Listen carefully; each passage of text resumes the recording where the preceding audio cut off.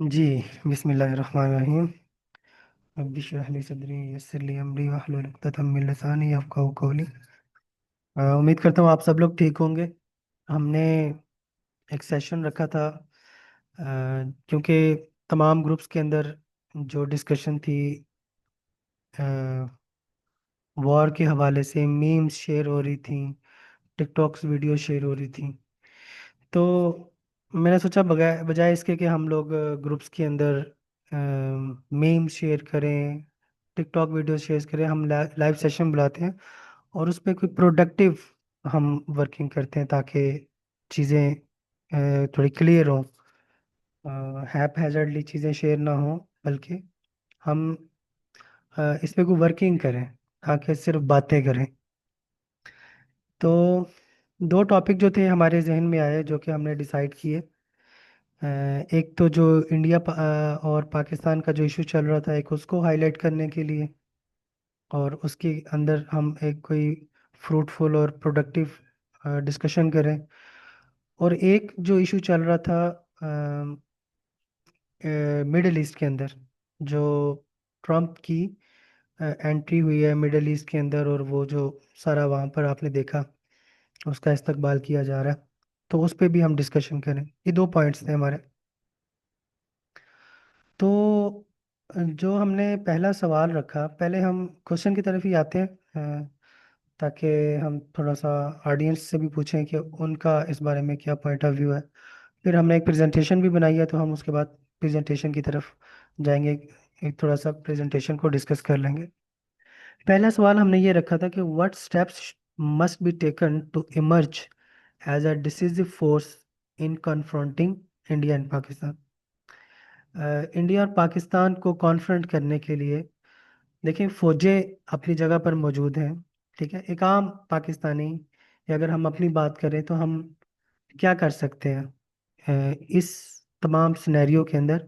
हमारी जो एक्टिविटीज़ हैं, हम किस तरह अपने मुल्क को फ़ायदा पहुंचा सकते हैं, इंडिया और इसराइल को अगर कॉन्फ्रंट करना है। तो इस बारे में आप लोग ज़रा अपना पॉइंट ऑफ व्यू बताएं। हैंड रेस कर लें, या चैट पे भी बता सकते हैं, या माइक पे भी आ सकते हैं।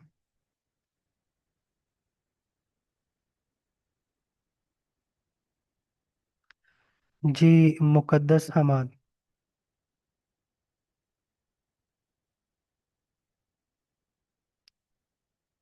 अ,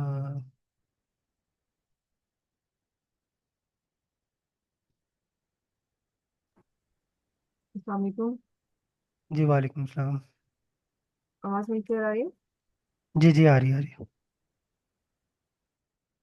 अच्छा, पहले तो आपने जो मीम्स की बात की, मुझे भी मीम्स देख के थोड़ा सा दुख भी होता है, अफसोस भी होता है कि दुनिया हम बेशक हम लोग वेपन के पॉइंट ऑफ व्यू से या वॉर के पॉइंट ऑफ व्यू से तो शायद डोमिनेंस की तरफ चले गए हैं, लेकिन जो नैरेटिव इंटरनेशनल लेवल पे बिल्ड हो रहा है और जिस तरह से टारगेट किया जा रहा है, वहाँ पे हम लोग मीम्स बनाने में मसरूफ हैं। और it was very pathetic kind of perception जो मुझे इससे मिला कि हम लोग मतलब किस तरफ जा रहे हैं as a nation. So I think we need to work as much as preparing for the weapons and all that stuff towards building narrative that clarifies our stance. हाँ, मतलब आपका मेन पॉइंट यही है ना, कि प्रोडक्टिव वर्क की तरफ आए, ना कि ये जो आ, आपका नैरेटिव होना चाहिए दुनिया में। मीडिया पे आपको आपको अपने आप को डिफेंड करना नहीं आ रहा। इंटरनेशनल मीडिया पे जब हमारे मिनिस्टर्स आते हैं, वो अपने आप को क्लियरली एक्सप्लेन नहीं कर पाते हैं, और आपका मजाक बन रहा है पूरी दुनिया में। बिल्कुल ऐसे ही है। कुछ प्रोग्राम्स हुए हैं ऐसे जिसमें इनका नैरेटिव बिल्ड करना नहीं आ रहा, और कंफ्यूज लग रहे थे वहां पर। ऐसी है रिसेंटली उसकी शाहरुख राठे की एक वीडियो अपलोड हुई थी, मैंने मतलब उसी वक्त देखी जब उसकी अपलोड हुई थी, तो मतलब फ्यू आवर्स अगो।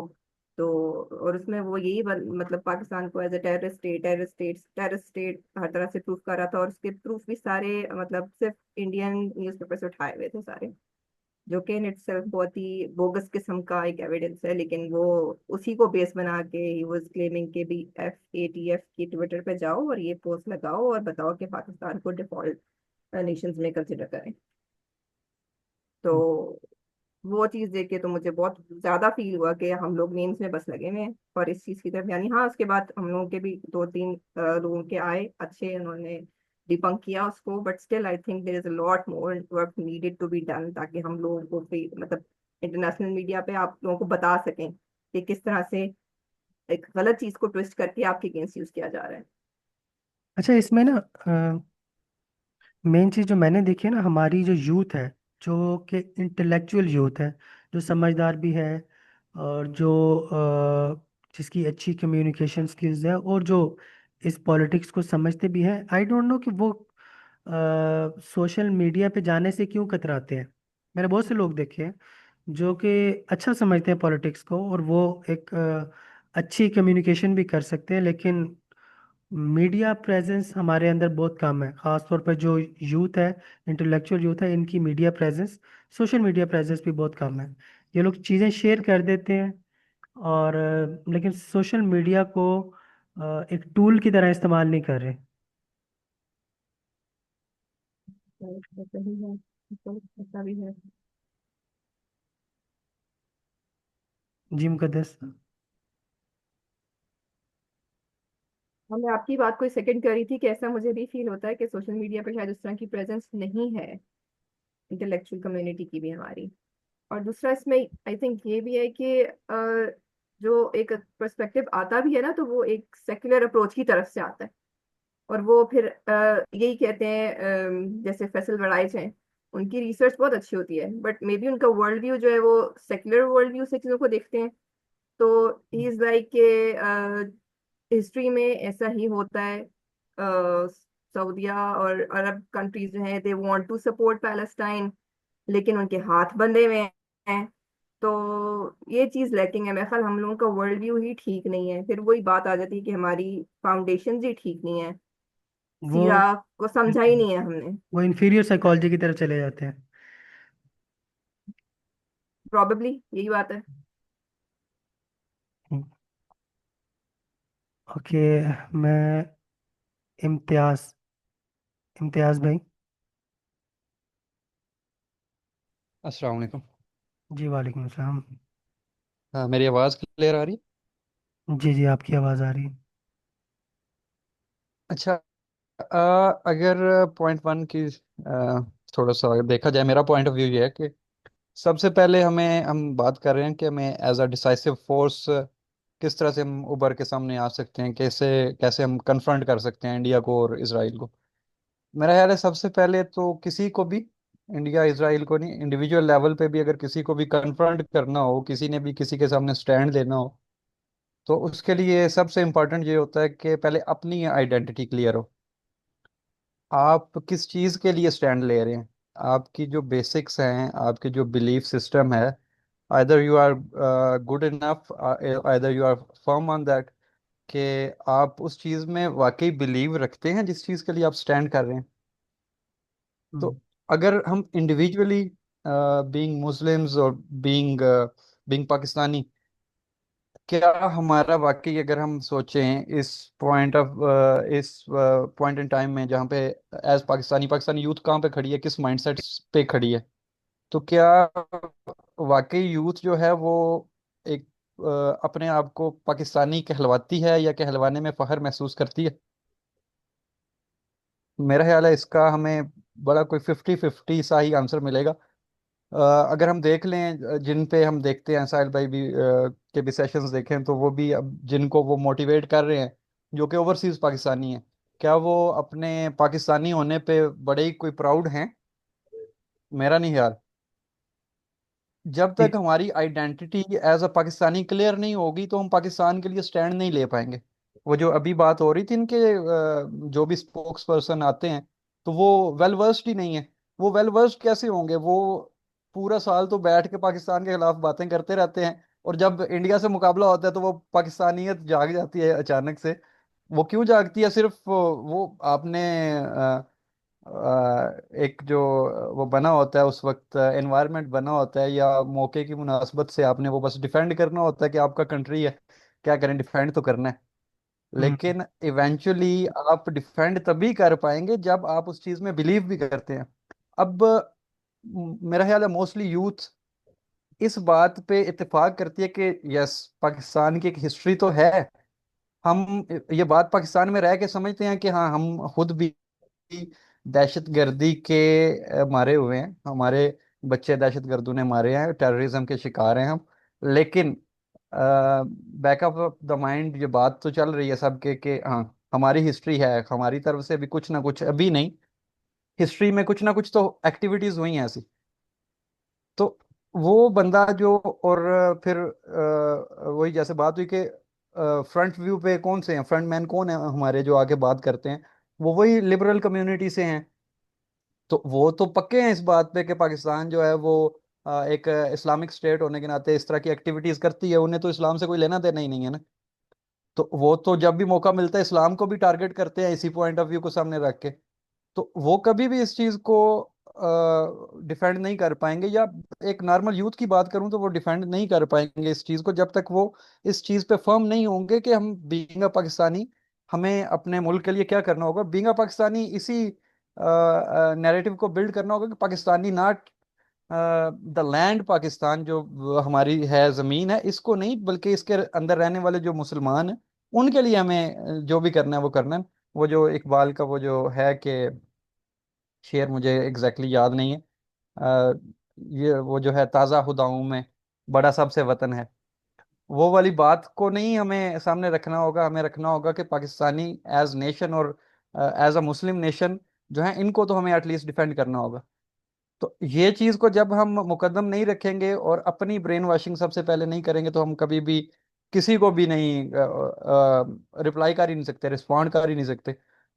दूसरी बात, फिर उसके बाद इसराइल को जब तक हम इसराइल को हम एक ही आइडेंटिटी है जिसकी बिना पे हम इसराइल को कंडेम कर सकते हैं या कन्फ्रंट कर सकते हैं या स्टैंड ले सकते हैं या उसे रिस्पॉन्ड कर सकते हैं, वो चाहे रिस्पॉन्ड हो किसी भी इंटरनेशनल फोरम पे, डिप्लोमेटिक रिस्पांस हो, या फिर आप मिलिट्री रिस्पांस हो, वो हम तभी कर सकते हैं क्योंकि हमारा स्टैंड पॉइंट ही इस्लाम है इसराइल के अगेंस्ट।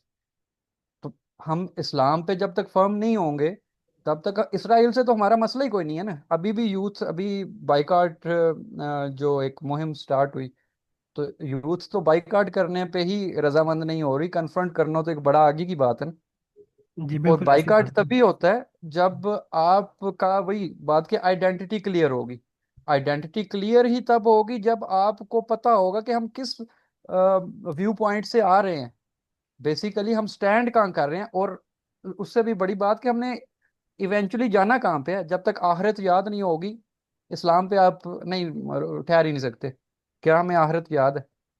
बिल्कुल तो आपकी जब तक मैं बिल्कुल आपकी बात इम्तियाज भाई, बिल्कुल जो दो पॉइंट्स आपने रेज किए हैं ना, आइडेंटिटी क्राइसिस का और बिलीफ सिस्टम का, यह हमारी आवाम में, हमारे नौजवानों के अंदर हमारा बिलीफ सिस्टम बिल्कुल क्रैश हुआ हुआ है और आइडेंटिटी क्राइसिस का हम शिकार हैं, ये बिल्कुल नज़र भी आता है। अच्छा, इसमें ऐसे ही हमने अब सेल्फ एस्टीम का पूरा एक 20 हमने की हैं। अब है। मेरे ख्याल में हमारा जो आईएमएस का जो पर्पस था, हम प्रेजेंटेशंस करते हैं ताकि अवेयरनेस पहले आईएमएस के अंदर, इसके बाद आईएमएस के मेंबर्स ने आगे जाकर उन प्रेजेंटेशन से चीज़ें सीख कर ट्रेन होकर अपने क्लस्टर्स बनाने होते हैं, वो चीज़ें लेके जानी होती हैं आगे, और पब्लिक के अंदर जाकर आपने आइडेंटिटी क्राइसिस और बिलीफ सिस्टम्स को ठीक करना होता है। लेकिन हमारे अभी तक वो क्लस्टर सिस्टम नहीं बन पा रहे। हमारी कम्युनिकेशंस का फॉल्ट है, हमारे मेंबर्स में कम्युनिकेशंस के इश्यूज भी हैं, और कुछ कतराते हैं। वही बात होगी, ना तो हम सोशल मीडिया को ठीक तरह यूज़ कर रहे हैं, ना हम फिजिकली जो क्लस्टर्स हैं अपने, ना वो बना पा रहे हैं और ना उधर जा पा रहे हैं। तो इन दोनों डायरेक्शन की तरफ हमें देखना चाहिए कि हम सोशल मीडिया को भी एज अ टूल इस्तेमाल करें, और फिजिकली जाकर अपने अपने अपने क्लस्टर्स भी बना लेना, तो हम कम से कम आइडेंटिटी क्राइसिस और बिलीफ सिस्टम का जो इशू है ये रिजॉल्व कर सकते हैं।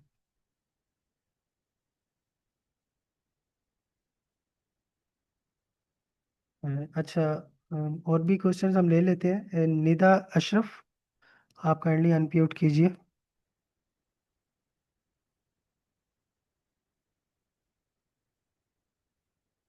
निदा अशरफ। अस्सलाम वालेकुम वरहमतुल्लाहि वबरकातुह। वालेकुम सलाम जी निदा। मैं इसमें अपना ओपिनियन देना चाह रही थी कि हमारे ये जो बात कर रहे थे भाई इससे पहले, वो ये बात कर रहे थे कि जो हमारे लिबरलिज्म लोग हैं, जिनका कोई अपना पॉइंट मतलब एक्चुअल पॉइंट ऑफ व्यू उनका भी कोई नहीं है, जो हमारे मेन एजेंट पे बात करते हैं। मैं जस्ट ये पूछना चाह रही हूँ यहाँ पे कि अगर आज हमने ये डिस्कशन रखी है तो एटलीस्ट हमें, अगर कोई यहाँ इंटेलेक्चुअल में हाई लेवल पे है तो काइंडली हमें ये बताए कि ये चीजें डिसाइड कौन करता है कि जंग रुकेगी, जंग चलेगी, जंग में किसने सीज फायर किया है, ये कौन है? जब पॉलिटिशियंस भी नहीं है, जब आप और मैं भी नहीं है, आपकी मेरी राय का कोई है ही नहीं है। जबकि हमारी जो हमने जंग के दिनों में देखा, हमारा कितना ज्यादा ये स्टांस था कि एटलीस्ट एटलीस्ट ये कश्मीरियों के ये जो एक्टिव लोग थे जिनको इन्होंने फांसियों की या उम्र कैद की सजाएं सुनाई हैं, ये उनको ही छुड़वा लें। अगर हम इतनी ताकत में थे और हमने ही जंग की शक्ल बदली है, या कौन है जो ये डिसाइड करता है कि हम फौरन ही डोनाल्ड ट्रम्प की बात मानेंगे? जबकि हम तो एक मतलब इंडिविजुअल स्टेट तो हैं, मगर हम इंडिपेंडेंट स्टेट भी तो है ना, और से एटॉमिक पावर भी हैं हम लोग। बट हमारे मतलब हमारी ओपिनियन की कोई अगर कदर ही नहीं है, कोई हमें कोई ओपिनियन को हमारे कोई जस्टिफाई नहीं करता, या हमारा ओपिनियन कोई कंसिडर ही नहीं करता। मतलब अवाम चाह रही थी ये जंग चले और इनको और जवाब मिले, और इसके बदले हम फलस्तीन में भी मतलब अपने लोग भेजें, या इंडिया पे भी हम जरा सख्ती करें, या इंडिया ने जो हमारे मुआहदे खत्म किए हैं हम उनको ही एक्टिवेट करवाएं, या उनसे कुछ और बेहतर ले लें। ये सब तो हमने नहीं करवाया। ये कौन है जो जंग शुरू करवाता है? कौन है जो जंग रुकवाता है? कौन है जो थ्रेट्स फैला देता है? अब जैसे आप कह रहे हैं सोशल मीडिया पे हमें एक्टिव होने की जरूरत है यूथ को, जबकि मैंने बड़े ऑथेंटिक जराए से पोस्ट देखी और मैंने उसको पोस्ट भी किया कि वो पता नहीं कौन है वो, अब मुझे उनका नाम भूल गया, उन्होंने कहा कि हमने इंडियन पायलट पकड़ लिया। थोड़ी दिन बाद हमें जर्नल से पता चल गया कि हमने नहीं पकड़ी है। मतलब हमारा सोशल मीडिया इतना फेक है जिसकी वजह से हम सब तो सोशल मीडिया पे बैठना ही नहीं चाहते। लिटरली मैं खुद कोई सोशल मीडिया प्लेटफॉर्म नहीं है सिवाय व्हाट्सएप के मेरे पास। ना इंस्टाग्राम ना ट्विटर, मैंने एक वक्त तक रखे हैं फिर मैंने डिलीट कर दिए कि ये तो सारे फेक हैं। हम तो सिर्फ वो देख रहे और दिखा रहे और पोस्ट कर रहे हैं जो ये लोग हमसे करवाना चाहते हैं। जो हम करना चाहते हैं वो तो कहीं पे भी नहीं है।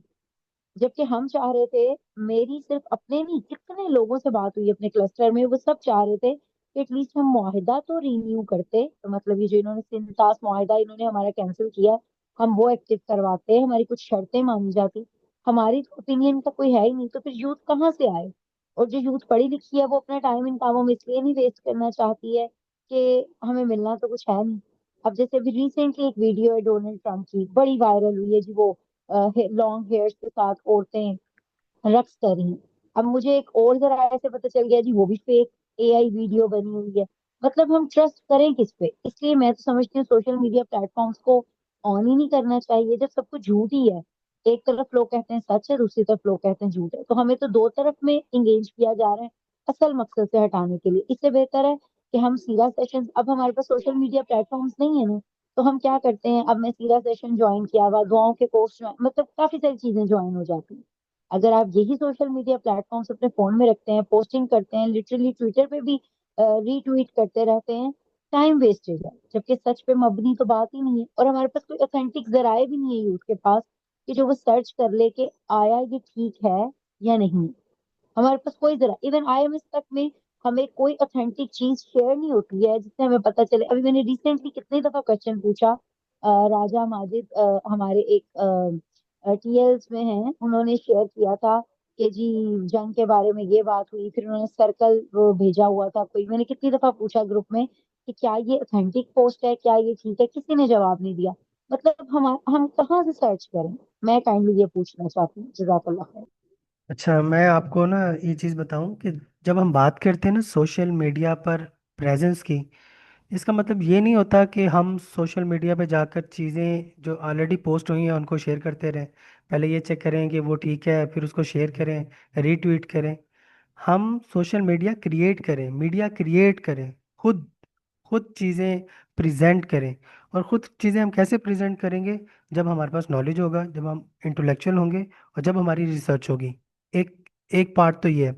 दूसरा, जब जब जंग की बात होती है तो वहाँ पर आपने अभी आप ये देखें कि पाकिस्तान के अंदर सिविल इंटेलिजेंस इदारे कौन कौन से हैं? सिविल इंटेलिजेंस इदारे जो फौज के साथ नहीं है, जो सिविलियंस हैं लेकिन वो इंटेलिजेंस का काम कर रहे हैं। ठीक है, फौज के बैक पर फौज को फायदा पहुंचा रहे हैं, कोई भी नहीं है। सिविल इंटेलिजेंस इदारे है ही नहीं। क्यों? क्योंकि हमारी जो यूथ है, या इवन के हमसे जो ऊपर वाली नस्ल है, वो भी इस तरफ नहीं गई। या तो वो सिविल जो इंटेलिजेंस इदारे हैं, या तो वो आर्म फोर्सेस के हैं, या वो इंटरनेशनल है। ठीक है, तो हमारे तो है ही नहीं।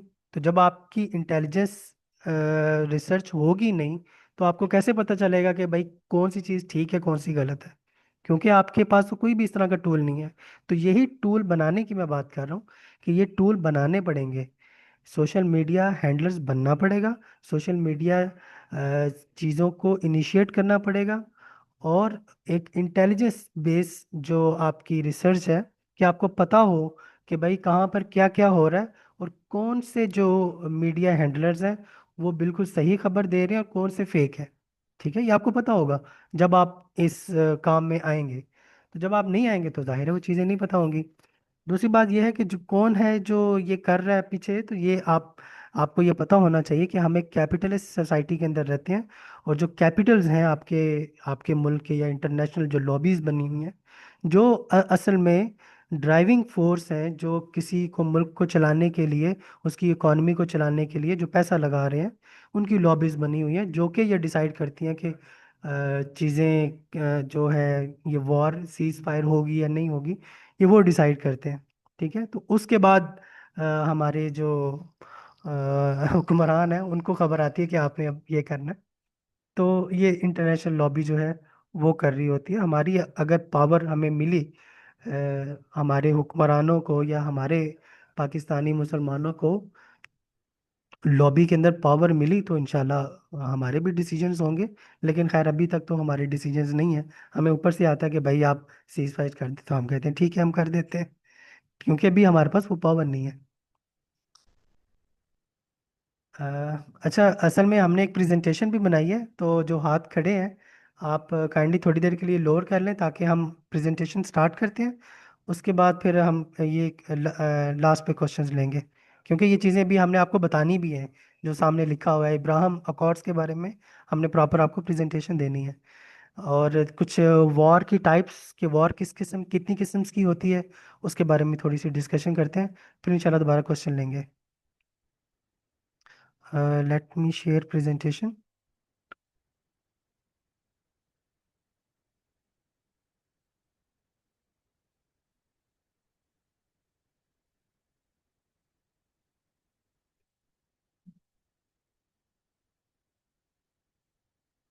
जी। अच्छा, आर्ट ऑफ वॉर की अगर बात करें तो हम मैं ज़रा थोड़ा जल्दी से करता हूँ, क्योंकि बहुत ज़्यादा टाइम ना हो जाए, हमने काफ़ी कुछ डिस्कस करना है।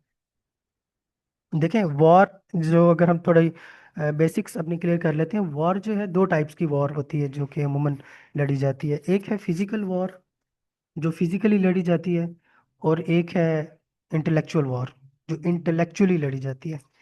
ठीक है, जहाँ तक फिजिकल वॉर की ताल्लुक है, फिजिकल वॉर दो टाइप्स की होती है। एक कन्वेंशनल वॉर है और एक अनकन्वेंशनल वॉर। कन्वेंशनल वॉर कौन सी होती है? जहाँ पर आप देखें कि दो फोर्सेस हैं, दो नेशन हैं, या दो ग्रुप्स हैं, जो कि जिनकी मिलिट्री पावर कंपेरेबल है, एक जितनी है, एक जैसी है। जिनके रिसोर्सेज, जिनके मिलिट्री इक्विपमेंट्स, जिनके पास वेपन्स, और जिनके जो टैक्टिक्स हैं वो तकरीबन एक दूसरे के बराबर हैं, एक दूसरे को तकरीबन रिसोर्सेज भी एक दूसरे के बराबर हैं, तो वो जब जंग लड़ते हैं आमने सामने फोर्सेस में आकर, तो वो एक कन्वेंशनल वार होती है, जो कि अमूमन हर दौर में लड़ी जाती हैं। जैसे वर्ल्ड वार 1 है, वर्ल्ड वार 2 है, अरब वॉर है। तो ये कन्वेंशनल वॉर्स हैं जो फोर्सेस के जरिए, आर्म फोर्सेस के जरिए जरिए लड़ी जाती हैं। ठीक है, इसको हम सिमेट्रिक वॉर्स भी कह सकते हैं। दूसरी होती है अनकन्वेंशनल वॉर। ये अनकन्वेंशनल वार को समझना हम सबके लिए बहुत ज़रूरी है। क्योंकि जैसे हम बात कर रहे थे इंटेलिजेंस बेस्ड शेयरिंग की, कि हमारे पास कोई इस तरह के अदारे नहीं है जो कि इस चीज़ को समझते हों कि अनकन्वेंशनल वार होती क्या है।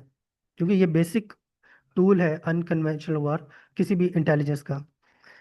अनकन्वेंशनल वॉर क्या होती है कि जहां पर दो अनइक्वल फोर्सेस हों, एक आपकी वीकर साइड है, एक फोर्स आपकी वीक है, एक आपकी स्ट्रॉन्ग साइड है। ठीक है, तो जब भी किसी वीकर साइड और किसी स्ट्रॉन्ग फोर्स का आपस में मुकाबला होता है तो वो अनकन्वेंशनल वॉर होती है, गैर रवायती जंग होती है। क्यों? क्योंकि वो सामने सामने आके नहीं लड़ते। ठीक है, उन्होंने जो वीकर साइड है उसने कुछ ना कुछ टैक्टिक्स लड़ाने होते हैं ताकि वो अपनी स्ट्रॉन्गर साइड को कंट्रोल कर सके, उसको हरा सके। उसके लिए उसको टैक्टिक्स की जरूरत होती है, इसलिए वो गैर रवायती जंग होती है। वो गैर रवायती तरीके से वो जंग लड़ी जाती है। जैसे मैं मिसाल के तौर पर गुरिल्ला टैक्टिक्स कह सकते हैं। हमास का और इसराइल का जो मुकाबला है वो अनकन्वेंशनल वॉर के अंदर आता है। ठीक है, और तालिबान का भी जिस तरह वॉर चल रही थी, इसको हम एसिमेट्रिक वॉर भी कहते हैं, कि जिसमें जो वीकर साइड होती है वो स्ट्रॉन्गर साइड को हरा देती है अपने टैक्टिक्स के जरिए। अब इसमें सबसे जो इम्पोर्टेंट बात है वो ये समझने की है कि जो आपकी एसिमेट्रिक वॉर है या अनकन्वेंशनल वॉर है, ये आपको सीरा में भी मिलती हैं। हजूर सल्लल्लाहु अलैहि वसल्लम ने जितनी भी जंगें लड़ी हैं वो ज्यादातर जंगें जो है अनकन्वेंशनल वॉर है, क्योंकि एक वीकर साइड थी, एक स्ट्रॉन्गर साइड थी। गजवा बदर में देख लें, एक मतलब वीकर साइड थी आपकी, जो मुसलमानों की जो कह सकते हैं जो फौज थी, और मुशरिकीन की जो फौज थी वो स्ट्रॉन्ग साइड थी। और एक उसमें हमारे पास हथियार भी नहीं थे। ठीक है, और एक स्पिरिचुअल पावर के जरिए हमने वो जंग की, अनकन्वेंशनल वॉर थी। इसी तरह गजवा अहजाब की तरफ आए, गजवा खंदक की तरफ, तो डायरेक्ट मुकाबला नहीं किया गया, कन्वेंशनल वॉर नहीं की गई, एक टैक्टिक लड़ाया गया ट्रेंच का। वो जो खंदक खोदी गई तो वो एक अनकन्वेंशनल वॉर थी। इसी तरह अगर हम गजवा ओहद में देखें तो वैसे तो आमने सामने लड़ाई हुई, लेकिन जो टैक्टिक्स लड़ाए गए कि हजूर सल्लल्लाहु अलैहि वसल्लम ने एक लश्कर को ऊपर एक पहाड़ी पर भेजा कि तुमने यहाँ से ख्याल करना है। वैसे भी मुसलमानों की तादाद भी कम थी, और जो टैक्टिक लड़ाया गया ये वाला, ये उसको गैर रवायती जंग जो अनकन्वेंशनल वार वो बना देता है। ठीक है, जंग मोता के बारे में आप देखें तो 3,000 का लश्कर था जंग मोता के अंदर, जो कि 1.5 लाख से 2 लाख लश्कर का मुकाबला करने चला गया। ठीक है, और उसके बाद भी फिर खालिद बिन वलीद ने टैक्टिक यूज किया और उनको बचाकर वापस लाया। तो आपको सीरा के अंदर जितनी भी जंगें मिलती हैं उसमें ज्यादातर जो जंगें हैं, मेरे ख्याल में मैक्सिमम जो जंगें हैं वो आपको अनकन्वेंशनल वॉर्स मिलती हैं। ठीक हो गया। अच्छा, उसके बाद हमारे पास आती हैं प्रॉक्सी वॉर्स। अच्छा, इसमें गैर रवायती जंग के अंदर जो सुल्तान महमूद था, जिसने कस्तुर्निया फतह किया था, उसकी भी आपको बड़ी अच्छी एग्जांपल मिलती है कि उसने किस तरह गैर रवायती अंदाज के अंदर अपनी जो कश्तियाँ थी वो उधर उनके इलाके में लेके गए। तो ये सारी एग्जांपल्स आपको अनकन्वेंशनल वॉर की मिलती है जहाँ पर एक साइड वीकर होती है और एक स्ट्रांगर होती है। उसके बाद दूसरी टाइप है प्रॉक्सी वार। प्रॉक्सी वार क्या होती है कि आपके दो जो मुल्क हैं या स्टेट्स हैं या ग्रुप्स हैं जो आपस में लड़ रहे हैं, जो मे बी स्ट्रांग हैं, तो वो खुद नहीं लड़ते, वो एक थर्ड पार्टी को इंगेज करते हैं और उनके जरिए जंग करते हैं। तो इस जंग को जो थर्ड पार्टी के जरिए लड़ी जाती है वो प्रॉक्सी वार कहलाती है। जैसे सीरिया के अंदर प्रॉक्सीज बनी है, मिडल ईस्ट के अंदर काफ़ी प्रॉक्सीज हैं, ईरान की, रशिया की, और अमेरिकन बेस्ड प्रॉक्सीज भी हैं जो कि वहाँ पर। ये मतलब एक कोई इस्लामिक अन इस्लामिक टाइप वॉर नहीं है। प्रॉक्सीज कोई भी वॉर हो सकती है, इस्लामिक भी हो सकती है, अन इस्लामिक भी हो सकती है, और ज़्यादातर जंगें जो भी मिडल ईस्ट के अंदर लड़ी जा रही हैं वो सारी प्रॉक्सी वार है। इसके बाद हमारे पास आती है इकोनॉमिक वार। इकोनॉमिक वार जो है, जो कि आप कह सकते हैं जो 20वीं सदी में सबसे ज़्यादा लड़ी जाने वाली जो जंग है जिसको हम कह सकते हैं इकोनॉमिक वार है। इकोनॉमिक वार में क्या होता है, खैर इसकी बहुत सी टाइप्स हैं, लेकिन जो मोस्ट कॉमन टाइप है ना वो सिस्टम ऑफ लोन्स है। मतलब लोन्स के जरिए किसी को, किसी मुल्क को अपने कब्जे में करना। ठीक है, जैसे इन्होंने सिस्टम बनाया। अगर आप देखें, ये अगर आप देखें ओटोमैन एम्पायर, खिलाफत उस्मानिया का जो कि ओरिजिनल जो इनका नक्शा था, अ, हाँ, तो ये जो पोर्शन है, इसके खिलाफत उस्मानिया के तीन पोर्शन थे। एक आपको अरब रीजन में है, एक यूरोपियन लैंड्स है और अफ्रीकन लैंड्स है। तीनों लैंड्स के अंदर इन्होंने डिफरेंट टेक्निक्स यूज़ की थी इन मुल्कों को कब्जा करने के लिए।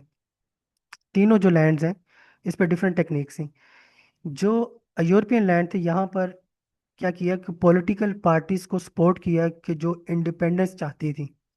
तो यहाँ पर इन्होंने उन पार्टीज को सपोर्ट किया, वहाँ पर एक जंग की सूरत पैदा की, बैल्कन वॉर्स हुई, जिसकी वजह से वो फिर सारे सब ने इंडिपेंडेंट स्टेट्स का नारा लगाया कि हमें इंडिपेंडेंट स्टेट चाहिए। इसी तरह फिर बुल्गारिया, रोमानिया, हंगरी, सर्बिया वगैरह जो नए नए मुल्क वजूद में है, वो सारी इसी तहरीकों की वजह से वजूद में है बैल्कन वॉर्स के बाद। जो ये थे अफ्रीकन लैंड्स के अंदर जो उन्होंने स्ट्रेटजी यूज़ की थी, वो सारी स्ट्रेटजी थी लोन्स पे। क्योंकि उस वक्त यूरोपियन लैंड्स के अंदर बैंक वजूद में, बड़े बड़े बैंक वजूद में आ जाते थे, जो लोन देते थे उसमें सूद भी लेते थे। तो सबसे पहले फ्रांस ने तुनीजिया और अल्जेरिया को सूद पे पैसे देने शुरू किए। सूद पे पैसे दिए और उनको डेट दी कि इस डेट पे वापस करने हैं, और उस डेट पर वापस ना कर सके तो हम आपका जो इकोनॉमिक डिपार्टमेंट है उसको कंट्रोल करना शुरू कर देंगे। तो इस तरह उन्होंने अल्जेरिया और तुनीजिया को आस्ता आस्ता कंट्रोल करना शुरू किया और बिलाखिर इस पर चढ़ाई कर दी। इसी तरह इटली, उन्होंने कहा कि भाई हमें भी कोई मुल्क चाहिए अटैक करने के लिए। तो यहाँ पर लिबिया था, गरीब सा मुल्क था, उन्होंने लिबिया पर अटैक कर दिया। और उसके बाद इजिप्ट की बारी आती है, तो इजिप्ट को स्विस कनाल बनाने के चक्रों में था, और इसने जो स्विस कनाल का ठेका था वो दिया फ्रांस को। और फ्रांस ने मेहनत की, स्विस कनाल बनाई, और 4 गुना ज़्यादा पैसे क्लेम किए। जितने का टेंडर था उससे 4 गुना ज़्यादा उन्होंने क्लेम डाल दिया। इजिप्ट के बाद पैसे नहीं थे, इन्होंने यूरोपियन लैंड से पैसे लिए फ्रांस को पे करने के लिए। और जब अच्छे खासे पैसे लिए तो पता चला कि करप्शन हुई है और इश्यूज हुए हैं ये वो। और यूरोपियन लैंड्स जो है, मतलब जो यूके है, उसने आकर इनकी जो इकॉनमी है, जो इकोनॉमिक डिपार्टमेंट है पूरा, उस पर कब्जा कर लिया कि भाईजान आपके पास इतनी पावर नहीं है कि आप इन पैसों को ठीक तरह यूटिलाइज कर सके। तो उन्होंने इन इजिप्ट पर कब्जा कर लिया और आस्ता आस्ता अपनी एडमिनिस्ट्रेशन भी काबू में कर ली, और इजिप्ट जो है कॉलोनाइज हो गया। तो यहाँ पर जितनी भी वॉर चल रही थी, ये एक इकोनॉमिक वॉर चल रही थी। मतलब पीछे फौज भी थी, लेकिन फ्रंट पे जो उन्होंने हरबा इस्तेमाल किया हुआ था वो सारी इकोनॉमिक वॉर का था।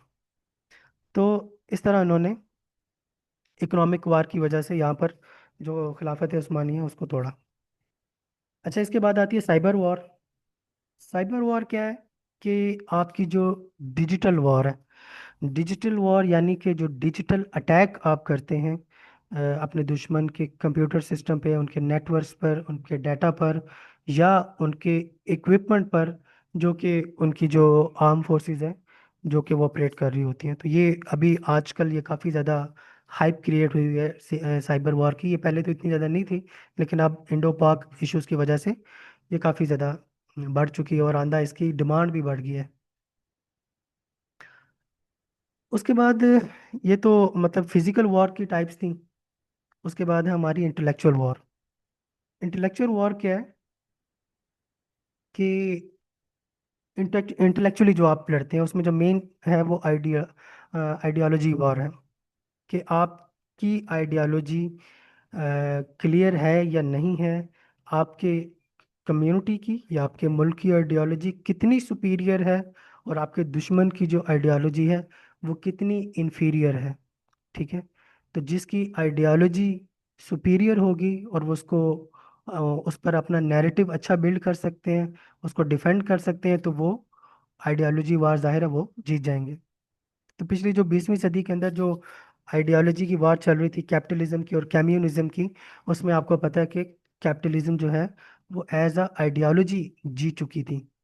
और जो जिन लोगों ने कैपिटलिज्म को जीता, जिस इस वार को जीता, उन्होंने फिर अपना वर्ल्ड ऑर्डर बनाया जो कि इसी कैपिटलिज्म पर बेस करता था।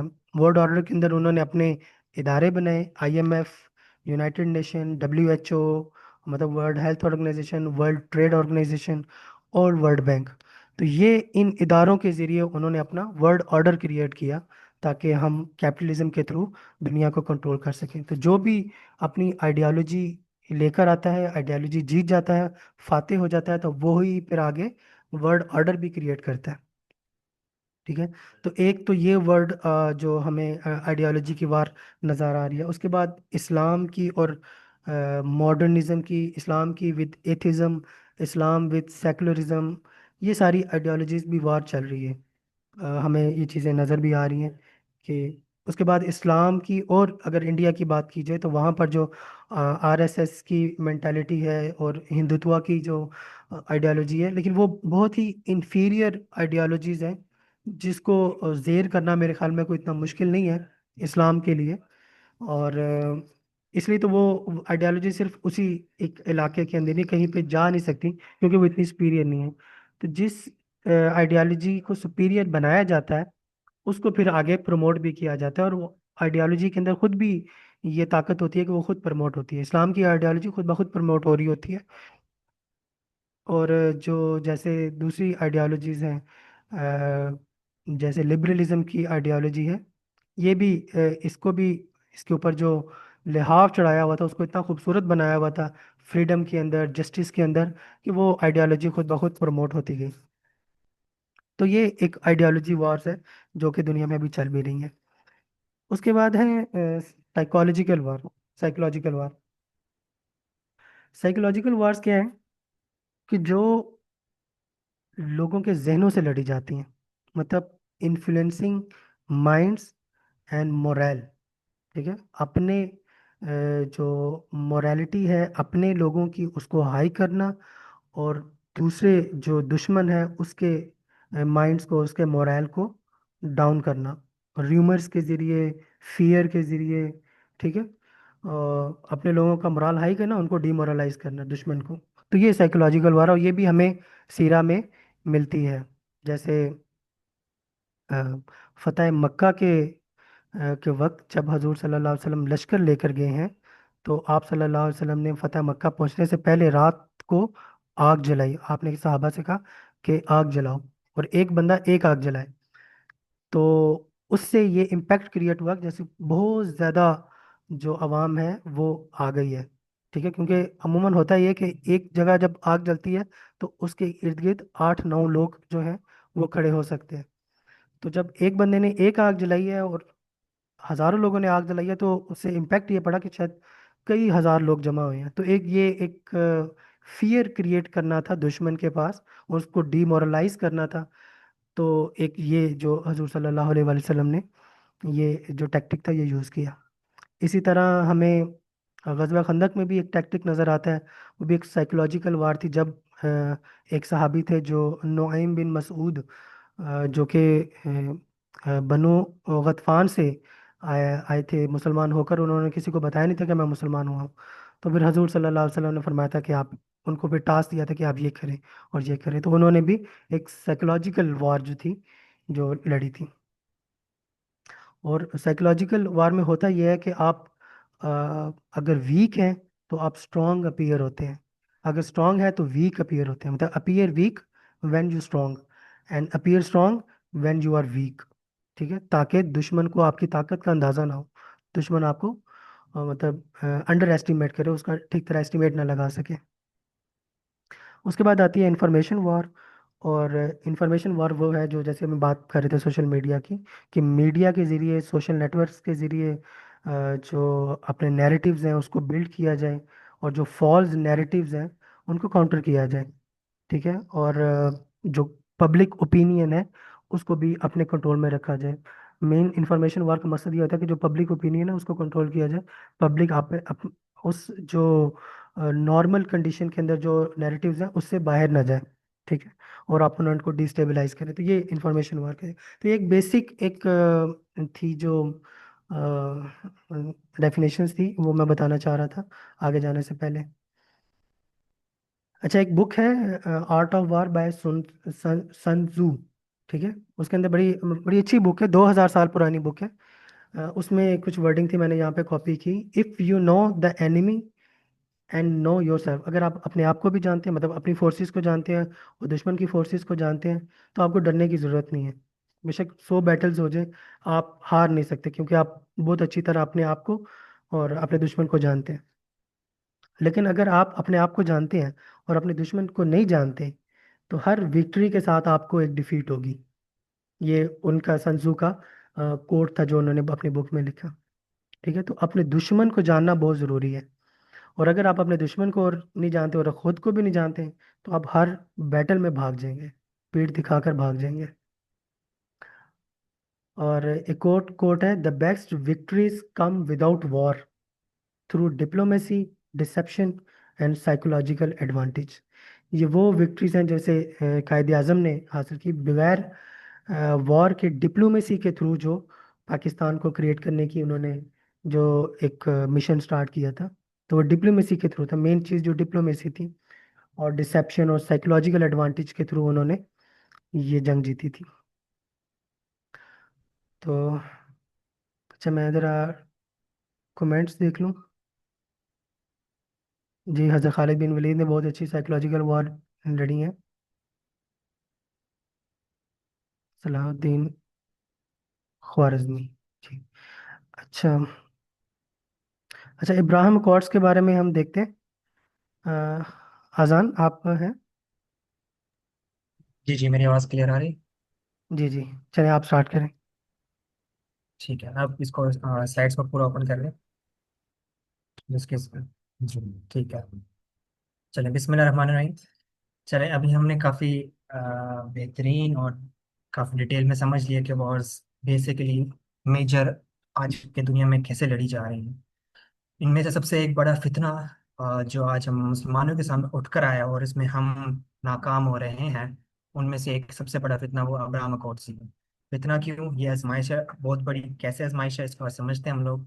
उससे पहले मैं एक बेस आप लोगों के सामने रखना चाहता हूँ ताकि हम सब एक ट्रैक, एक पेज पे आ जाए।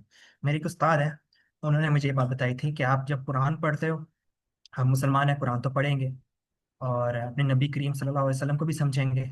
एक चीज़ याद रखना कि सुन्नत उस वक्त के दौर में जब नबी करीम सल्लल्लाहु अलैहि वसल्लम जिंदा थे और जब कुरान नाजिल हुआ, और जो कुरान ने इस्तिलाहात बता दी हैं, उनके एंगल से आपने हर चीज़ को देखना है।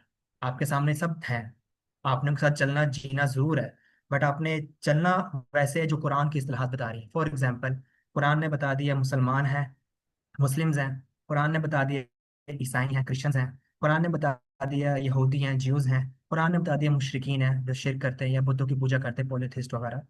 ये सब है। उस वक्त के दौर में रोमन्स थी और पर्शियन एम्पायर थी, ठीक है, और कुछ मुल्क और जो बाकी बने होते अफ्रीका के लोग थे, इस तरह के। लेकिन मेजर आपको तीन मजहब ये मिलेंगे। तो कुरान ने ये इस्तिलाहात बता दी आपको, ठीक है। तो इन इस्तिलाहात के अकॉर्डिंग आपने हर एक चीज को देख के चलना है।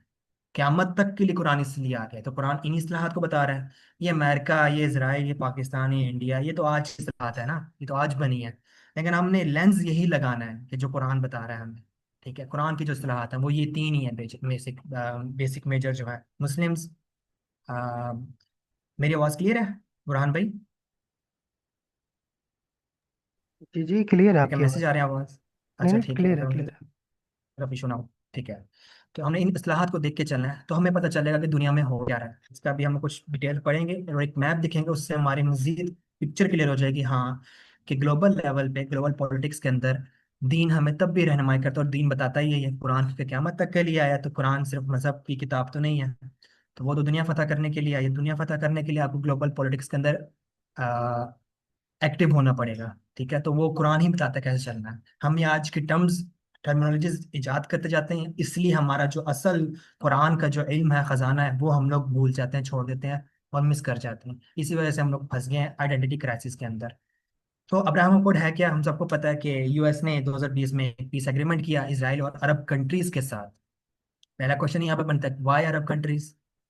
ठीक है, और यूएस क्यों उसमें घुस रहा है? इसके बाद देखेंगे कि भाई इसके पीछे बेसिक एजेंडा हमें क्या दिखाया जाता है, सामने पब्लिकली क्या चीज़ पब्लिश की जाती है। जैसे कि डिप्लोमेटिक था उनका इश्यूज थे, ट्रेड और टूरिज्म को उन्होंने पुख्ता करना था, अच्छा करना था, एक नई दुनिया की तरफ जाना था, ठीक है।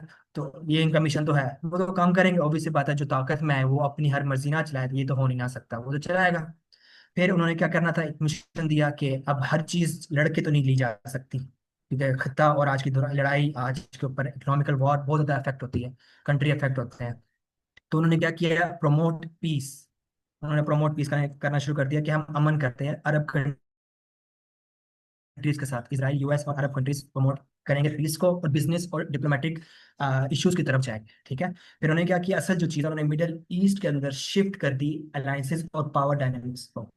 यही वो जाए जहां पे हम लोग आके एक चीज को समझ नहीं पाते कि ये ऐसा क्यों कर रहे हैं, और हम लोग हमें हमें क्या करना चाहिए था। ये हमारे लिए आजमाइश क्यों बन गया कि वो सारी पावर को शिफ्ट मिडिल ईस्ट में क्यों करना चाहते हैं, और उसको यूटिलाइज कैसे करना चाहते हैं। ठीक है, और उसके बाद ये जो चीज़ असल में आती है, let direct flights, embassies and tech deals. आज देख ले, एमबीएस के साथ मिला है ट्रम्प, और उसने टेक डील्स की है। एम्बेसीज ओपन हो रही है, यूएई में पहले ओपन हो गई थी। क्यों हुई थी कि अगर एम्बेसीज ओपन हो जाती किसी मुल्क के अंदर, तो it is confirm, it is obvious कि उसके कंट्रीज के इंटरनल अफेयर्स, इंटरनल प्रॉब्लम्स, वो सब आप उस कंट्री के साथ अगर चल भी रहे हैं या नहीं भी चल रहे, वो डिस्कस किए जा रहे होते हैं। फॉर एग्जाम्पल, यूएई में इसराइल एम्बेसी खुली है, खुल चुकी है बाय द वे है। तो अब यूएई के अंदर सारे डिप्लोमेटिक और इंटरनल और फॉरेन अफेयर्स की पॉलिसीज और डिस्कशंस, एग्रीमेंट सब कुछ हो रहे हैं उनके साथ। क्यों? क्योंकि एम्बेसी खुल गई है। एम्बेसी हो गई, इट मीन्स क्योंकि उनकी दोस्ती शुरू हो चुकी है। और क्यों मैं ये बात कर रहा हूँ, क्योंकि अल्लाह ताला ने कुरान में बता दिया हुआ है। अब्राहम का मतलब क्या है वो समझ लेते हैं हम लोग, कि हजरत इब्राहिम अलैहिस्सलाम के की बेस के ऊपर इन्होंने ये किया कि हम लोग, जो यूएस और इसराइल है, हम लोग ले आते हैं दीन को, कि हम अरब से मुआहदा कर लेते हैं। ठीक है, एग्रीमेंट कर लेते हैं अरब के साथ, मुस्लिम्स के साथ। अब ये समझने वाली बात है कि कुरान क्लियर बता रहा है कि हज़रत इब्राहिम अलैहिस्सलाम ना तो यहूदी हैं, ना तो ईसाई हैं, और ना ही मुशरिक हैं, वो सिर्फ मुस्लिम हैं। ठीक है, और वो जो उनका मुस्लिम है, जो इस्लाम है, जो हज़रत इब्राहिम ने प्रेजेंट किया, वो पक्का सही हनीफा, जो हनीफा का लफ्ज़ अल्लाह ताला ने कुरान यूज़ किया, कि सही और सीधा इस्लाम है, उसमें कोई टेढ़पन नहीं है। और ये लोग आके इसमें एंट्री कर रहे हैं क्या, कि यहूदी के भी ये वो लोग मानते हैं हज़रत इब्राहिम हमारे बड़े नबी हैं, ईसाई भी मानते हैं, तो हम लोग डील कर लेते हैं, तीनों तो इब्राहिम को मानते हैं। हालांकि अगर उन्होंने मानना भी, तो उनको उसके लिए मुसलमान होना पड़ेगा। कुरान क्लियर बता रहा है सूरह बकरा, सूरह आले इमरान के अंदर। तो ये चीज हमें समझनी है कि हमने लेंस वो लगाना है जो कुरान बता रहा है क़यामत तक के लिए। तो इसलिए पता चल जाएगा कि हमारे दुश्मन कौन है और हम कौन हैं। यहाँ से आइडेंटिटी क्राइसिस से हम लोग बाहर निकल सकते हैं। इसलिए देखो, वो लोग अब्राहम अकॉर्ड कर रहे हैं। आज आपको बहुत लोग मिलेंगे जो कहेंगे कि ग्लोबल लेवल पे आके दीन नहीं आ सकता, इंटरनल लेवल है, आपका घर के मसले हैं, सोसाइटी के मसले हैं, पाकिस्तान के अपने मसले हैं, तो आप दीन ला सकते हो। ठीक है, लेकिन अरब के साथ, इसराइल के साथ, यूएस के साथ प्रॉब्लम्स है, चाइना के साथ प्रॉब्लम्स है, तो आप दीन नहीं लेके आ सकते। ग्लोबल लेवल पर पॉलिटिक्स हो ही नहीं सकती दीन की बेस के ऊपर। दीन कुछ कहते ही नहीं है, आपको ऐसे लोग बहुत मिलेंगे।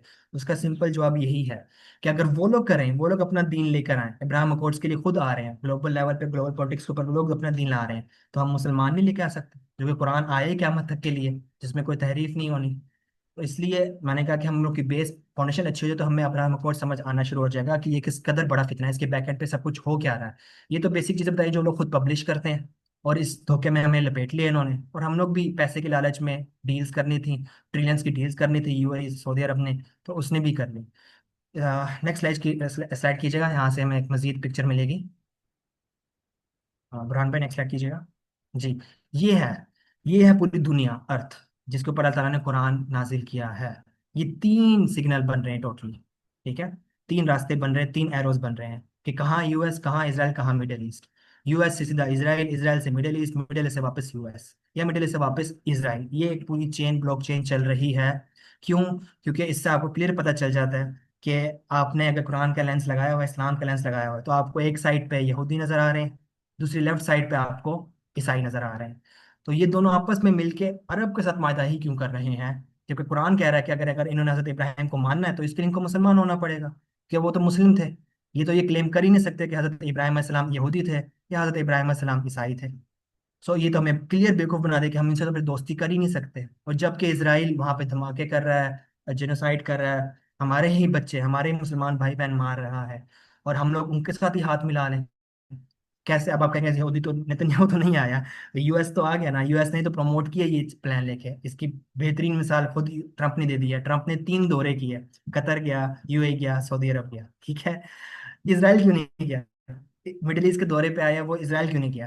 क्योंकि उस वक्त नेतन्याहू का उसी टाइम ऐलान आया हुआ था कि मैं जो एड आ रही है उसको उसने बंद कर दिया, फिर धमाके कर रहा था, उसने कहा उस वक्त कि मैंने इसराइल को गाजा को फुल क्लियर कर देना, साफ कर देना, ये उसकी स्टेटमेंट आई है उन्हीं दिनों पे। तो ट्रम्प कैसे जाएगा वहां पे?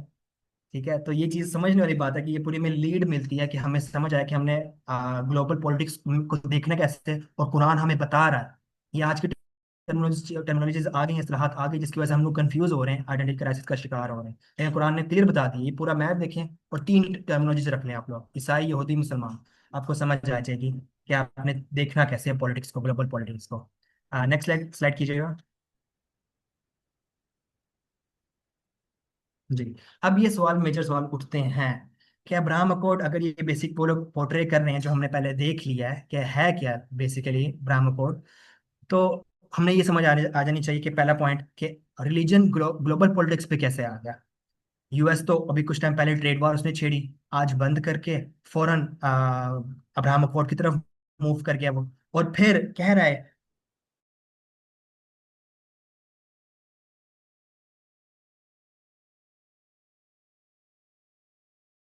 ट्रम्प ने कहा था ये कि मैं को अपनी लोकल इंडस्ट्रीज को इंप्रूव इन्वेस्ट कर रहा हूँ, उनके पे टैक्स लगा दिया उसने। जब वो इन्वेस्ट करेगा तो वो उनके ऊपर टैक्स लगेगा, उनके पैसे महंगे, उनके प्रोडक्ट महंगे हो जाएगी, तो लोकल जो प्रोडक्ट यूएस की वो सस्ती हो जाएगी, इससे उनकी लोकल इंडस्ट्रीज बेहतर होंगी। तो फिर वो यूएस जाके मिडिल ईस्ट जाके एमबीएस से, यूएई से, कतर से ट्रिलियंस अमाउंट क्यों लेकर आ गया यूएस के अंदर इन्वेस्ट करने के लिए? अभी तो वो टैक्स लगा रहा था। तो ये इसने यूटर्न क्यों लिया? हम इमरान खान इन सब के ऊपर यूटर्न तो देखते हैं, तो ग्लोबल पॉलिटिक्स में क्यों नहीं यूटर्न देखते हैं हम लोग? ठीक है, तो वो लोग करें ग्लोबल लेवल पे आके पॉलिटिक्स, अपना दीन लेकर आए, हम लोग नहीं ला सकते। अगर हमें पता होता इब्राहिम अकॉर्ड नहीं हो सकता, तो आज अरब और हम भी ये बोलते एक वन मुस्लिम उम्मा के तौर पे, कि उसके लेंस पे, कि ये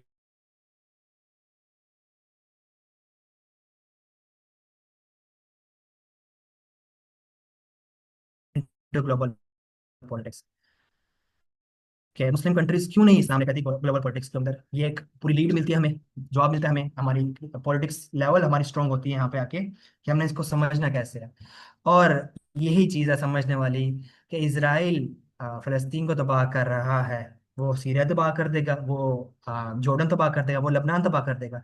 कितना को तबाह कर देगा? सऊदीया तक पहुंच जाएगा, ईरान तक पहुंच जाएगा, यमन तक पहुंच जाएगा। इतना तो करते करते उसके 1,000 1,500 साल लग जाने हैं।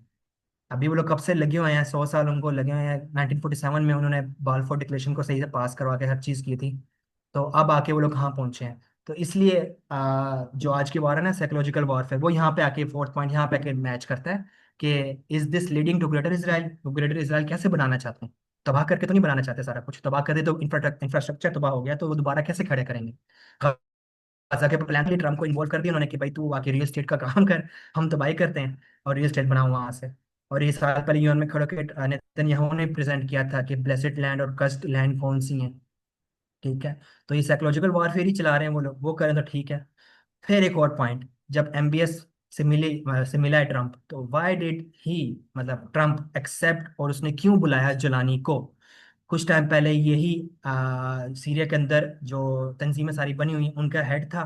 तो इसके ऊपर एफबीआई की तरफ से और ट्रम्प खुद ये सब इनके खिलाफ थे कि इसको बंदे को पकड़ना है, बाउंड्रीज लगी थी इसके ऊपर कि इसको कत्ल करना है, इसको मारना है, जुलानी को। आज जो प्रेसिडेंट बन गया उसी से हाथ मिलाया है, उसी को इब्राहिम अकॉर्ड के अंदर ऐड करने के लिए बुला लिया, ट्रम्प ने बुलाया, एमबीएस ने बुला लिया, तैयब एर्दोगान ने कॉल करके बुला लिया उसने, ट्रम्प ने खुद खड़े होकर यहाँ पे क्लेम किया, इनके जो सऊदी अरब में इनका जो इवेंट हुआ है, कि मैंने कॉल पे बात की तैयब एर्दोगान ने भी, और कुछ मेरे ओल्ड फ्रेंड्स हैं उन्होंने। तो सीरिया को क्यों बुलाया फिर? ये तो उनके खिलाफ थे, इसको तो मारने पे लगे हुए थे। ये एक लीड मिलती है हमें यहाँ से कि ये हमें ये क्यों हमारे लिए फितना आजमाइश है, मुस्लिम उम्मा के लिए। फिर सीरिया ज्वाइन कर रहा है अब्राहम अकॉर्ड, इसका हमें कोई प्रूफ मिलता है? फिर सऊदीया, ईरान और सीरिया, इनकी मूव्स क्या होंगी, ये फ्यूचर डिसाइड करता है मुस्लिम उम्मा को। क्योंकि मिडिल ईस्ट है, सऊदी अरब क्या कर रहा है, क्योंकि अब हम कंट्रीज में बढ़ गए हुए हैं, जैसे मैंने आपको पहले बताया कि हमने चलना जीना इनके साथ ही है, इन टर्मिनोलॉजी के साथ ही है, कि फिरकाबाजी और नेशनलिज्म, ट्राइबलिज्म, इन सब के साथ साथ चलना है। बट हमारा लेंस एक मुस्लिम उम्मा का होना चाहिए, जो कुरान ने इस्लाहत बता दी हैं, तभी आइडेंटिटी क्राइसिस से निकल के हम एक बड़े लेवल पे आके काम कर सकेंगे। ठीक है, तो ये इस तरह के और भी बहुत सवाल बनेंगे। इसमें से एक मैंने आपको एक प्रूफ सामने रख दिया, अभी आगे स्लाइड में मैं दिखाता हूँ आपको, कि आप लोगों को पता चल जाए कि ये मैं पॉइंट्स क्यों बता रहा हूँ, कि हमें किस लेवल की, डीपर लेवल की रिसर्च करने की ज़रूरत है, कुरान के थ्रू देखने की ज़रूरत है, और ग्लोबल पॉलिटिक्स को देखने की जरूरत है और देन उसको मैच करने की जरूरत है। हमें पता चल जाएगा कि हम लोग मार क्यों खा रहे हैं। हम पाकिस्तानी नहीं, हम मुसलमान हैं, पाकिस्तानी हैं, बट हम क्या कहते हैं, मैं पाकिस्तानी मुस्लिम हूँ। तो यहाँ से आइडेंटिटी क्राइसिस हमारी शुरू हो जाती है। अगली पिक्चर कीजिएगा, एक प्रूफ है जो आप लोगों को टोटली लीड देगा कि आप लोगों ने रिसर्च करनी कैसे है। ये अब्राहम अकॉर्ड को समझना कैसे है कि किस कदर बड़ी आजमाइश है ये वाकई। क्योंकि कल तक वो जलानी को मारने पे तुले हुए थे, आज उसके साथ दोस्ती करके उसको इनवाइट कर रहे हैं। क्यों? क्योंकि उन्होंने साइकोलॉजिकल वारफेयर खेलनी है, इकोनॉमिकल वारफेयर खेलनी है, प्रॉक्सीज वारफेयर खेलनी है, हर वॉर खेल रहे हैं वो लोग। और हमसे क्या कर रहे हैं? ऊपर ऊपर दोस्ती। तो सऊदी अरब तो तबाह करके वो लोग अपना मिशन पूरा नहीं ना कर सकते। तो उसके लिए उन्होंने दोस्ती तो करनी है। तो वो दोस्ती कैसे की जाएगी? जिस तरह अभी हमने पिछले स्लाइड्स में ब्रांड भाई ने एक्सप्लेन कर दिया कि इकोनॉमिकल वॉर खेली जाती है और आइडियोलॉजिकल वॉर खेली जाती है। कि एमबीएस है ऊपर, तो उसकी बेस के ऊपर वो दोस्ती करके डील करवा के पैसे के लालच में पैसे इन्वेस्ट करवा के अमेरिका में, तो वो अपने मिशन काम पूरा करवा रहे हैं। एक साल पहले एमबीएस का इंटरव्यू आया था, यूट्यूब पर भी पड़ा हुआ। उसने उससे इंटरव्यू, जो इंटरव्यू ले रहा था, उसने पूछा जर्नलिस्ट ने कि इजराइल के साथ आपके ताल्लुकात कैसे हैं। तो उसने बोला डे बाय डे अच्छे होते जा रहे हैं। हाउ? Day by day. 1.5 साल पहले तो अक्टूबर में जेनोसाइड शुरू कर दिया था नेतन्याहू ने, तो इनके ताल्लुकात कैसे अच्छे हो रहे हैं? ऑफिशियली अनाउंस नहीं कर रहे कि हम अब्राहम अकॉर्ड का पार्ट हैं, बट इंटरनली बैकएंड पे हर काम वही कर रहे हैं, उनकी बात मानी जा रहे हैं। तो यूएस में तो अभी हम लोग इन्वेस्ट कर ही नहीं सकते थे जब ये फलस्तीन में ये सब काम कर रहे हैं। हाउ इज इट पॉसिबल कि हमने इनकी बात मान ली है कि हम ट्रिलियंस, यूएई ने ट्रिलियंस की इन्वेस्टमेंट के लिए ऐलान कर दिया, कतर गिफ्ट कर रहा है उसको। कैसे? कतर तो अभी कुछ टाइम पहले ट्रम्प ने कहा था कि कतर जो है फंड करता है जो टेररिस्ट कंपनीज हैं, जो ऑर्गेनाइजेशन है, सॉरी, उनको फंड करता है। और आज कतर ने ट्रम्प को गिफ्ट किया, तो वो कह रहा है कि कोई भी पागल होगा जो इस गिफ्ट को एक्सेप्ट ना करे, जो जेट इसको बोइंग जो जहाज दिया उन्होंने गिफ्ट। ठीक है। तो ये लीड हमें मिलती है कि हमें समझना कि आजमाइश मुस्लिम उम्मा के लिए क्यों है। तो हमें इस नेशनलिज्म, ट्राइबलिज्म और इस तरह की जितनी भी टर्मिनोलॉजीज आज बन गई हैं, इनसे बाहर निकलना होगा। नेक्स्ट एक स्लाइड कीजिएगा, उससे हमें पता चल जाएगा कि why I mentioned Syria's move here. ठीक है। ईरान की बात भी मैं मिस कर गया हूँ, बाय द वे। ईरान को इनकाउंटर करने के लिए ही ये चीज़ थी, की जा रही है, बल्कि ये भी इसमें एक पॉइंट है। ये है वो खातून मोहतरमा कैरोलिन लेविट करके, आई गेस नाम है इनका। She is just 27 years old, just 27 years old. और ये राइट हैंड है, असिस्टेंट है डोनाल्ड ट्रम्प की। और व्हाइट हाउस में प्रेस कॉन्फ्रेंस को ये मैनेजर हैंडल करती हैं। इन्होंने ये स्टोर पे उनके साथ गई थी, इनकी फोटोज, इनकी वीडियोस सब पड़ी हुई हैं इनके ट्विटर पे, ऑफिशियल अकाउंट पे। ये ट्रम्प के टीम के साथ गई हैं, क्योंकि रिपब्लिक, जो पार्टी रिपब्लिक उनको उसमें ही है, ये ट्रम्प को सपोर्ट करती हैं, इसके साथ ही ये उनके टूर पे गई थी। और उन्होंने वहां से ये चीज क्लियरली बता दी कि ट्रम्प ने एमपीएस के साथ मिलकर, तैयब उर्दुगान के साथ मिलकर, सीरिया के जो प्रेसिडेंट जुलानी अल शरा, अहमद अल शरा, उसको बुला के उसके साथ क्या उसको प्रेजेंट किया, उसको क्या कहा है करने के लिए। जिस बेस में ट्रम्प ने ऑफिशियली अनाउंस किया कि मैं सेंक्शन हटा रहा हूँ सीरिया के ऊपर से। वाह, आज उसको कैसे ख्याल आ गया? कल तक तो वो इसके खिलाफ था कि इसको मारना है हमने, सीरिया के अंदर ये प्रॉक्सीज जो चल रही हैं सीरिया के अंदर, हमने उनके खिलाफ, उनको खत्म करना है। आज उन्हीं से दोस्ती कर ली और उनकी ही बात मान के ऊपर उनके ऊपर सेक्शन हटा दिया। ये कैसे हो सकता है? ये सिर्फ और सिर्फ अब्राहम अकॉर्ड के ऊपर हो सकता है। ठीक है। और उनकी क्या शर्त थी? ये पहला पॉइंट पड़ेगा, sign on to the Abraham Accords with Israel. ये सीरिया को कहा जा रहा है, और इस मीटिंग में एमबीएस भी बैठा हुआ है। Okay. Second, tell all foreign terrorist to leave Syria, वही जहां से जुलानी खुद उठ कर आया है, जिसके अंदर आईएसआईएस है और बाकी सारी जितनी भी तंजीमें बनी हुई हैं, उनको निकालना वहां से। डिपोर्ट पैलेस्टीनियन टेररिस्ट, ये कौन से टेररिस्ट है? हमास, हिजबुल्लाह को निकालना चाह रहे हैं। कहाँ से? फलस्तीन के अंदर से। तो क्या होगा कि जो मार के भी ये लोग ले रहे हैं, जो ये कंफ्यूज करके भी ले रहे हैं, जो आइडियोलॉजी खराब करके, जो इकोनॉमिकल वॉर, साइकोलॉजिकल वॉर, हर वॉर लड़के हमें बेवकूफ़ बना के खराब कर रहे हैं, उसके बावजूद फिर एक अच्छी इमेज, सॉफ्ट इमेज भी दिखाना चाह रहे हैं सामने कि हम तो पीस वाकई करना चाहते हैं, जब कुरान ने कह दी है तुम तुम्हारे साथ पीस कभी भी नहीं करेंगे, कि तुम्हें धोखा ही देंगे। ठीक है। और आज वो ये कर रहे हैं, अमन तो ये चाहते ही नहीं, फितना कर रहे हैं, साथ कर रहे हैं, और हम देख नहीं पा रहे। और फोर्थ पॉइंट, वही बात आ गई, यूनाइटेड स्टेट क्या कहना चाह रही है। फिफ्थ पॉइंट आप देख लें कि नॉर्दर्न सीरिया को कैसे इन्होंने क्लियर करना, साफ करना है, ताकि उनको रास्ता जो सऊदी अरब तक मिलता है क्लियर, ओल्ड फ्रेंड्स का, ओल्ड कजन्स का, वो साफ हो सके। जैसे कि हिस्ट्री में पता है कि खैबर के जितने भी सारे किले थे वो यहूदियों के पास थे, और आज कल के यहूदी भी इवन के क्लेम करते हैं ये हमारी जगह है, हमने वापस लेनी है, ये इन्होंने हमसे छीन के ली थी।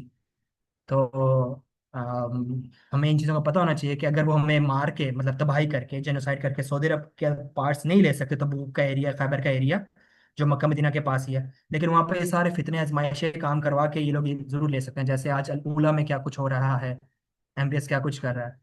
तो ये चीज़ है ज़रूर कि हमें देखना है कि अब्राहम अकॉर्ड किस कदर हमारे लिए ज़रूरी है, कि हमें एक लेंस रखना है। जो मर्जी मसला है, पाकिस्तान इंडिया का मसला है, कोई मसला है, ये टर्मिनोलॉजीज ये आज की जायदाद है, इनको यूज इनके साथ हमने जीना ज़रूर है, बट इनके अंदर इनके पर्पस के ऊपर चलना नहीं हम। क्यों? क्योंकि कुरान ने जो टर्मिनोलॉजी बता दी है वो आज क्लियर साबित हो रही है और होती रहेंगी क़यामत तक, क़यामत तक होती रहेंगी।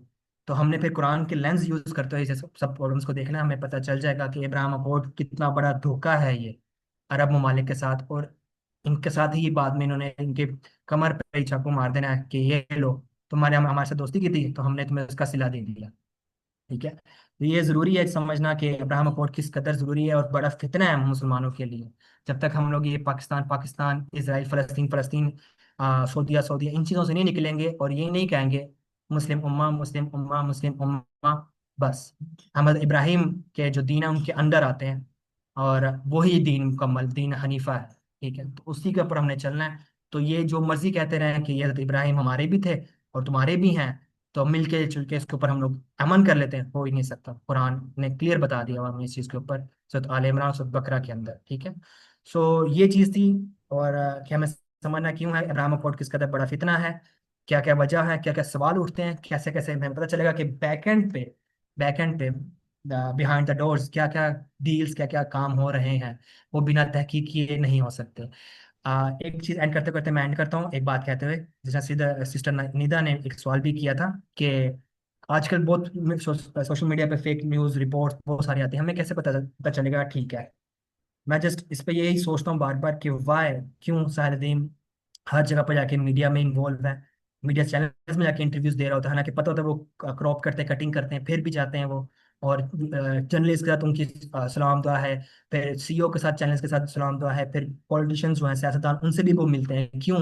सिर्फ और सिर्फ इस बेस के ऊपर कि जब आपने अपना क्लस्टर बढ़ाना है ना, तो आपने क्लस्टर के ऊपर काम करना है कि आपका क्लस्टर इतना हो, उसमें यार दोस्ती नहीं, इसमें सलाम दुआ होती है, लेन देन होता है आपका मामला। तो क्लस्टर का इतना होना चाहिए कि आपके सीरिया में बैठे आपके लोग जान पहचान वाले हों, सऊदी में बैठे लोग जान पहचान वाले हों, तो आपको वो रिपोर्ट्स दे रहे हो कि हाँ भाई वाकई ये चीज़ यहाँ पे हो रही है, हमने खुद तहकीक की है।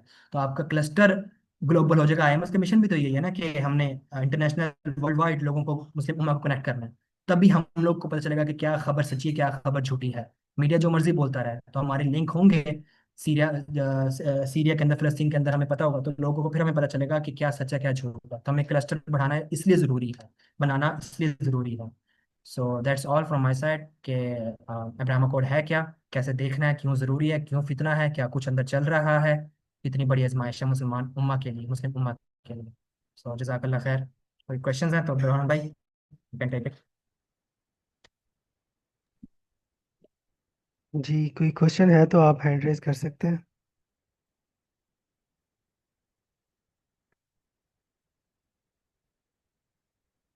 जी, अनम अनम कौसर। मेरा क्वेश्चन ये है कि ये जो अब्राहम अकॉर्ड का पूरा इन्होंने एग्रीमेंट किया है, ये हमें नेट से मिल सकता है? हम इसको मतलब अगर तहकीक के साथ पढ़ना चाहें और फिर इसमें बिल्कुल अंदर जाकर डीपली पढ़ना चाहें इसे। जी जी, मैंने इसलिए तो देखें एक अंदर की इतनी एक कंफर्म न्यूज़ दिखाई है आपको कि जो इजीली नहीं मिलती। हमें इसमें डीप मतलब छलांग लगानी पड़ती है गहराई के अंदर जाने के लिए। ये ट्रम्प की असिस्टेंट है, और देखो उन्होंने पूरा एग्रीमेंट बता दिया कि क्या इनकी शर्तें रखी गई हैं और क्या इनको कहा गया है कि सीरिया के प्रेसिडेंट को कि आप ये एक्सेप्ट करें। तो आप सिंपल गूगल पे करेंगे तो आपको वही स्टार्टिंग पॉइंट्स मिलेंगे जो उन्होंने हमें एक सिंपल प्रपोजल के तौर के लिए रख देते हैं कि पीस करना है, डिप्लोमेटिक इश्यूज हैं, ट्रेड करनी है, टेक्नोलॉजी की तरफ जाना है, एम्बेसीज ओपन करनी है, इस तरह की आपको सारी डिटेल मिलेंगे 2020 के बाद। लेकिन डीप बिहाइंड द डोर्स क्या चल रहा है उसके लिए आपको एक एक बंदे की स्टडी करनी पड़ेगी, केस स्टडी आपको सामने रखनी पड़ेगी, उसको देखना देखना पड़ेगा कि ये सब कुछ कर क्या रहे हैं जो मेजर रोल प्ले करने वाले। इसलिए मैंने इनका एक स्क्रीनशॉट यहाँ पे लगाया ताकि लीड मिल सके कि वाकई ये हकीकत है और कहाँ कहाँ तक जा रहे हैं और हमें कैसे इनको जानना है, पहचानना है, ढूंढना है। और ये लड़की का मैंने इसलिए बताया था, ये she is just 27 years old, याद रखिएगा, सिर्फ 27 ईयर्स ओल्ड।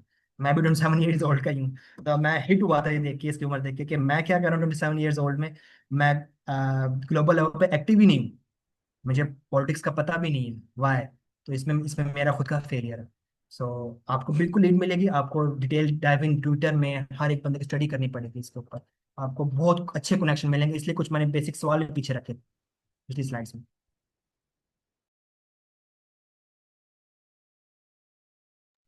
जी ओके। इम्तियाज भाई। जी शुक्रिया। अच्छा, इसमें अजान भाई, एक तो चीज कनेक्ट करने वाली जो थी वो तो ये जो अब्राहम अकॉर्ड्स का बता रहे हैं आप। एक तो मैं रिसेंटली यूएई विजिट किया था, तो वहाँ पे इसराइल को उन्होंने सिर्फ एक्सेप्ट नहीं किया हुआ, तो वो तो समझे कि उसको उन्होंने वालिद का दर्जा दिया हुआ है। आप वहाँ पे जी इसराइल जी के खिलाफ बिल्कुल। कोई पोस्ट नहीं कर सकते, कोई बात नहीं कर सकते। जी जी, सऊदी में भी ऐसा ही है। वो तो बड़ा स्ट्रिक्ट है। और जब उन्होंने ये किया था, हाँ, तब तो उन्होंने यानी कि प्रॉपर जो बंदे डिपोर्ट किए थे, जो कि पाकिस्तानी या इधर उधर से जो फॉरेन नेशनल्स जितने भी थे, तो अगर कोई कर रहा था तो उन्होंने उन्हें पकड़ के डिपोर्ट कर दिया था। जी जी बिल्कुल। तो वो तो इस चीज़ को बर्दाश्त कर ही जी रहे। जी और दूसरा, इस चीज़ को तो ये तो क्लियरली मेरा ख्याल है, वो आयत जो है अब ज़्यादा फिट इन बैठती है, जो कि वो सूरह मायदा की है आई थिंक, जिसमें अल्लाह ताला ने कहा है कि यहूदों ने सारा दोस्त नहीं हो सकते बिल्कुल। तुम्हारे। तो वो ये दोस्ती, ये पॉलिटिकल लेवल पे ही दोस्ती है ना, इंडिविजुअल तो एग्जैक्टली। आप कर सकते हैं उनके साथ ताल्लुकात। वो यही दोस्ती का तो की तो बात हो रही है, एग्जैक्टली। जो आप पॉलिटिकल लेवल पे कर रहे हैं। और दूसरी बात जो आप कर रहे हैं कि वो जाहिर है सारे बाकी कंट्रीज को तो तबाह नहीं करेंगे, उन पर अटैक नहीं करेंगे, बिल्कुल बात ठीक है।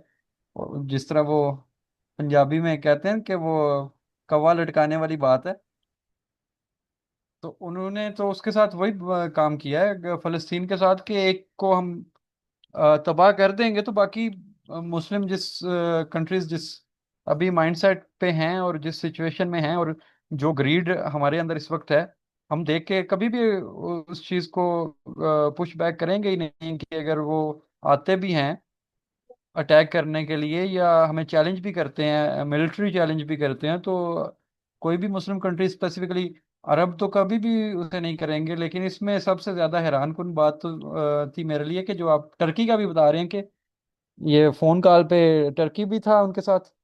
जी जी, ट्रम्प ने क्लियर वीडियो में बताया, और उसने ये देखें उनके जो असिस्टेंट है उसने भी लिखा हुआ है यहाँ पे, तैयब एर्दोगान से भी बात की, और उसने भी कहा है कि हाँ आप सीरिया के साथ ये बात करें, आप आगे चलें। तो ट्रम्प ने क्लियर बात बोली। मैं ग्रुप में वीडियो भेज, आप बल्कि आप ये देखें, ये है रिसर्च बिल्कुल, जिसकी बेस हमने ये रखी है कि आप लोग को बताया जाए, दिखाया जाए, ताकि आप लोग उसके ऊपर रिसर्च करें, आप लोग खुद पॉइंट्स मिलेंगे, डॉट्स मिलेंगे, जो कनेक्शन आपस में बिल्ड हो रहे होंगे, बन रहे होंगे, और हम लोग बस देख नहीं रहे होंगे हमको। हाँ, तो मैंने वो जाके उस इसमें पर और थोड़ा सा बहुत लोगों पढ़ा का जब है। आपने दुबई ने तो विजिट की। सबसे पहले क्लेम किया था, एक्सेप्ट किया था 2020 के अंदर, उन्होंने एग्रीमेंट कर लिया था इनके साथ, इसराइल के साथ। सऊदी अरब ने अभी तक ऑफिशियली नहीं किया, लेकिन बिहाइंड द डोर सऊदी अरब कर चुका हुआ सब कुछ।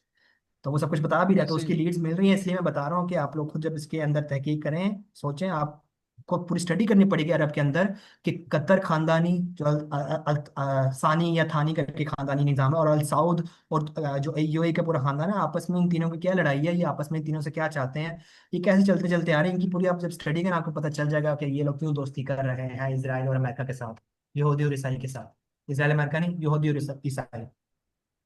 हाँ, यहूदी और ईसाई के साथ तो फिर वही के जो अच्छा, यहाँ कुरान पे की। ना, यहाँ पे मैं एक पॉइंट आपको बताना चाहूँगा। देखें, जो अरब लैंड है ना ये सारे, जैसे मैंने आपको पहले बताया था ना कि एक इकोनॉमिक वार क्रिएट की गई थी अफ्रीकन लैंड्स के अंदर।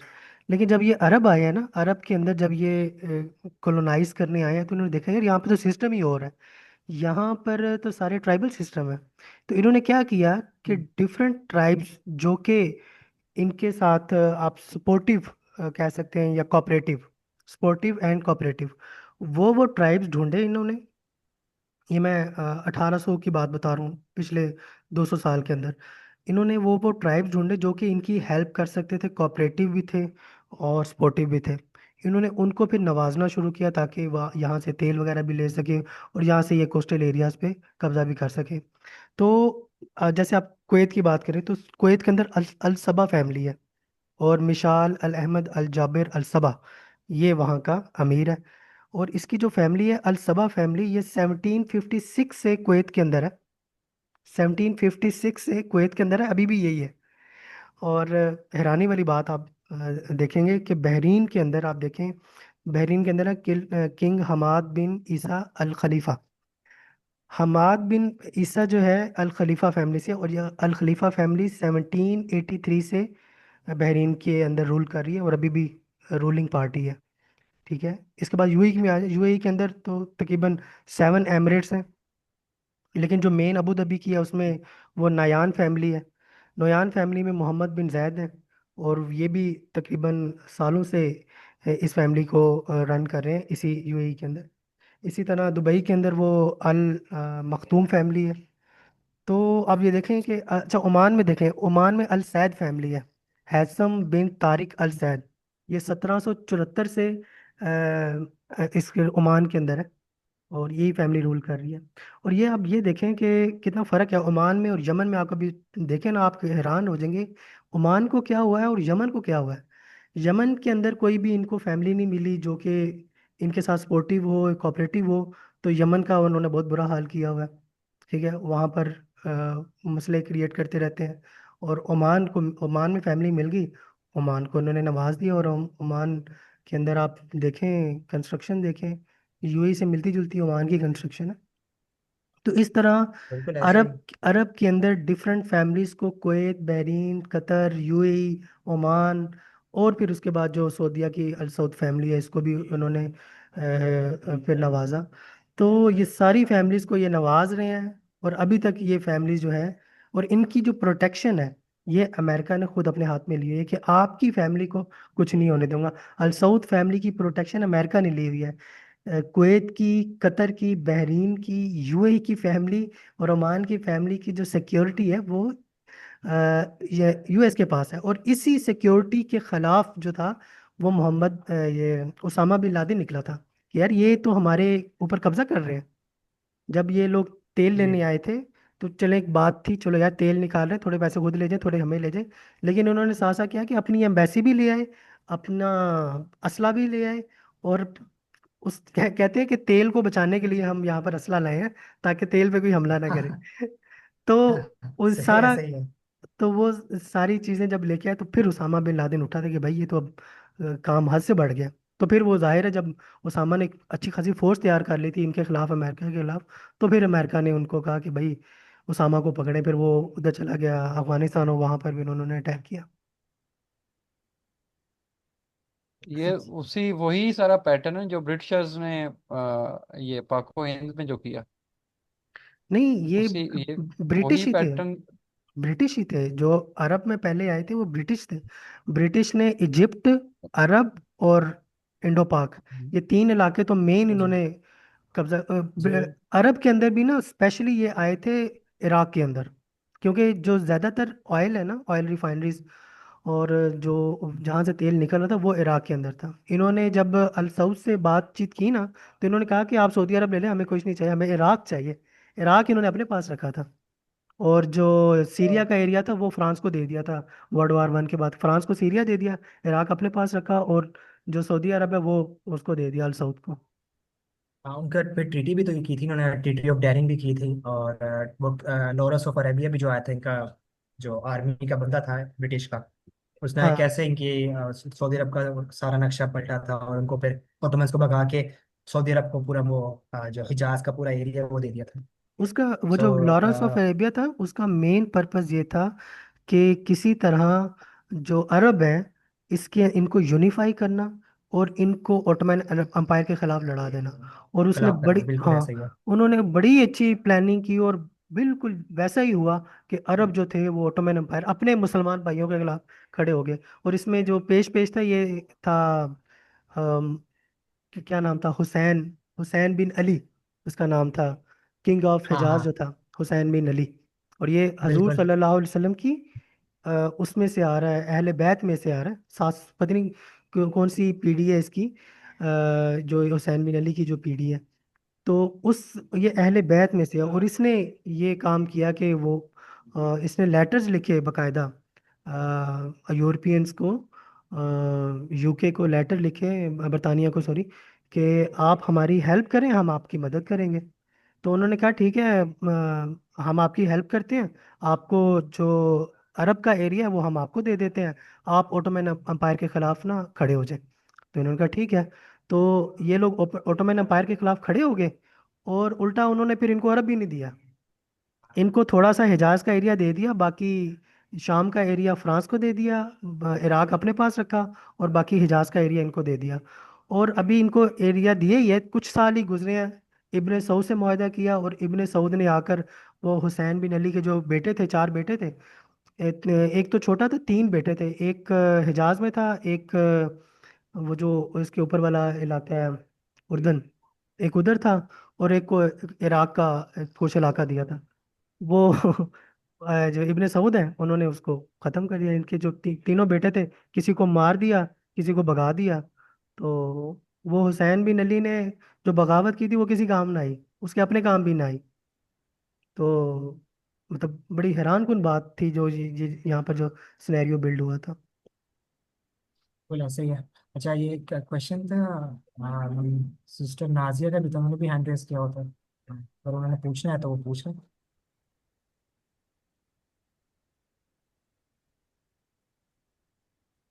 शो ही या नहीं हो फिर अभी रहा, नाम नहीं शो हो रहा आपका। नहीं है फिर? ठीक अच्छा, है, ये वही मोहम्मद असद हैं, आप बिल्कुल मेरी अनम्यूट मोहम्मद करें। असद। अस्सलाम वालेकुम। मेरी आवाज़ आ रही है? जी वालेकुम सलाम जी, आ रही है। अच्छा। अच्छा, मैं सबसे पहले तो यार, आप दोनों ने जो माशाल्लाह रिसर्च की है, specially on the international politics, मुझे उसको देख के बहुत खुशी है। मतलब मुझे इस तरह की जो है ना वो अंडरस्टैंडिंग की हम लोगों को आज ज़रूरत है। मतलब वी नीड सच यूथ जो मतलब दुनिया को इस्लाम की नज़र से ग्लोबली इस तरह देख रही हो। और अल्लाह आपको जो है ना इल्म में और बरकत डाले। और उसमें सबसे पहले एक बात जो अजान आप कर रहे थे कि मैं उसके ऊपर एक कमेंट करना चाहूँगा, उसके बाद मैं अपना एक पॉइंट ऑफ व्यू छोटा सा है वो देना चाहूँगा।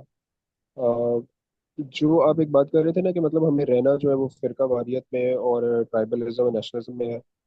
तो एक्चुअली वो, चाहे वो हमारी मजबूरी है या हम उसमें रह रहे हैं, मेरा इसमें ये पॉइंट है कि हमें अनटिल अनलेस इन टर्मिनोलॉजीज को यूज़ करना हम छोड़ नहीं देंगे, तब तक हम जो है ना इनसे ऊपर उठ नहीं सकेंगे। मतलब हमारे सामने अगर ये सब कुछ हो भी रहा है ना, तो मैं समझता हूँ कि हमें अपनी आइडेंटिटी जो है एज अ मुस्लिम ही रखनी होगी, और उसी आइडेंटिटी से जो है वो अपना वर्ल्ड व्यू बनाना होगा। और क्योंकि अगर हम किसी भी दूसरी आइडेंटिटी में फंसेंगे, तो उसके बाद जो है ना वो हमें वो जहालत की तरफ ले जाती है।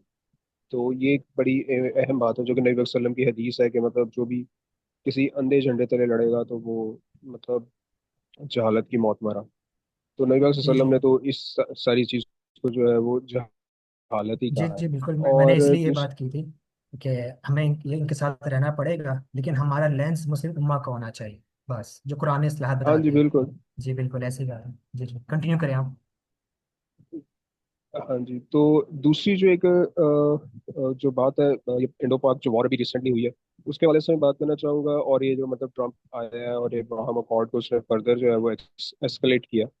तो उसके अंदर मतलब कुछ दिन पहले, ये आप कह लें कि 4-6 महीने पहले ही जो है ये सीरिया वाला इंसिडेंट हुआ था। तो सब लोग ये समझ रहे थे कि मतलब पता नहीं कितनी बड़ी इस्लाम की फतह हो गई है, और तैयब उर्दुगान ने क्या मास्टर स्ट्रोक खेला है, और क्या कमाल हो गया है जी, मुसलमानों को बहुत बड़ी फतह मिली है। और जिस तरह CNN और BBC ने इस पे जश्न मनाया था, समझने वालों को तो उस टाइम भी समझ जाना चाहिए था कि जुलानी जो है वो किसी पर्पस के तहत आ रहा है।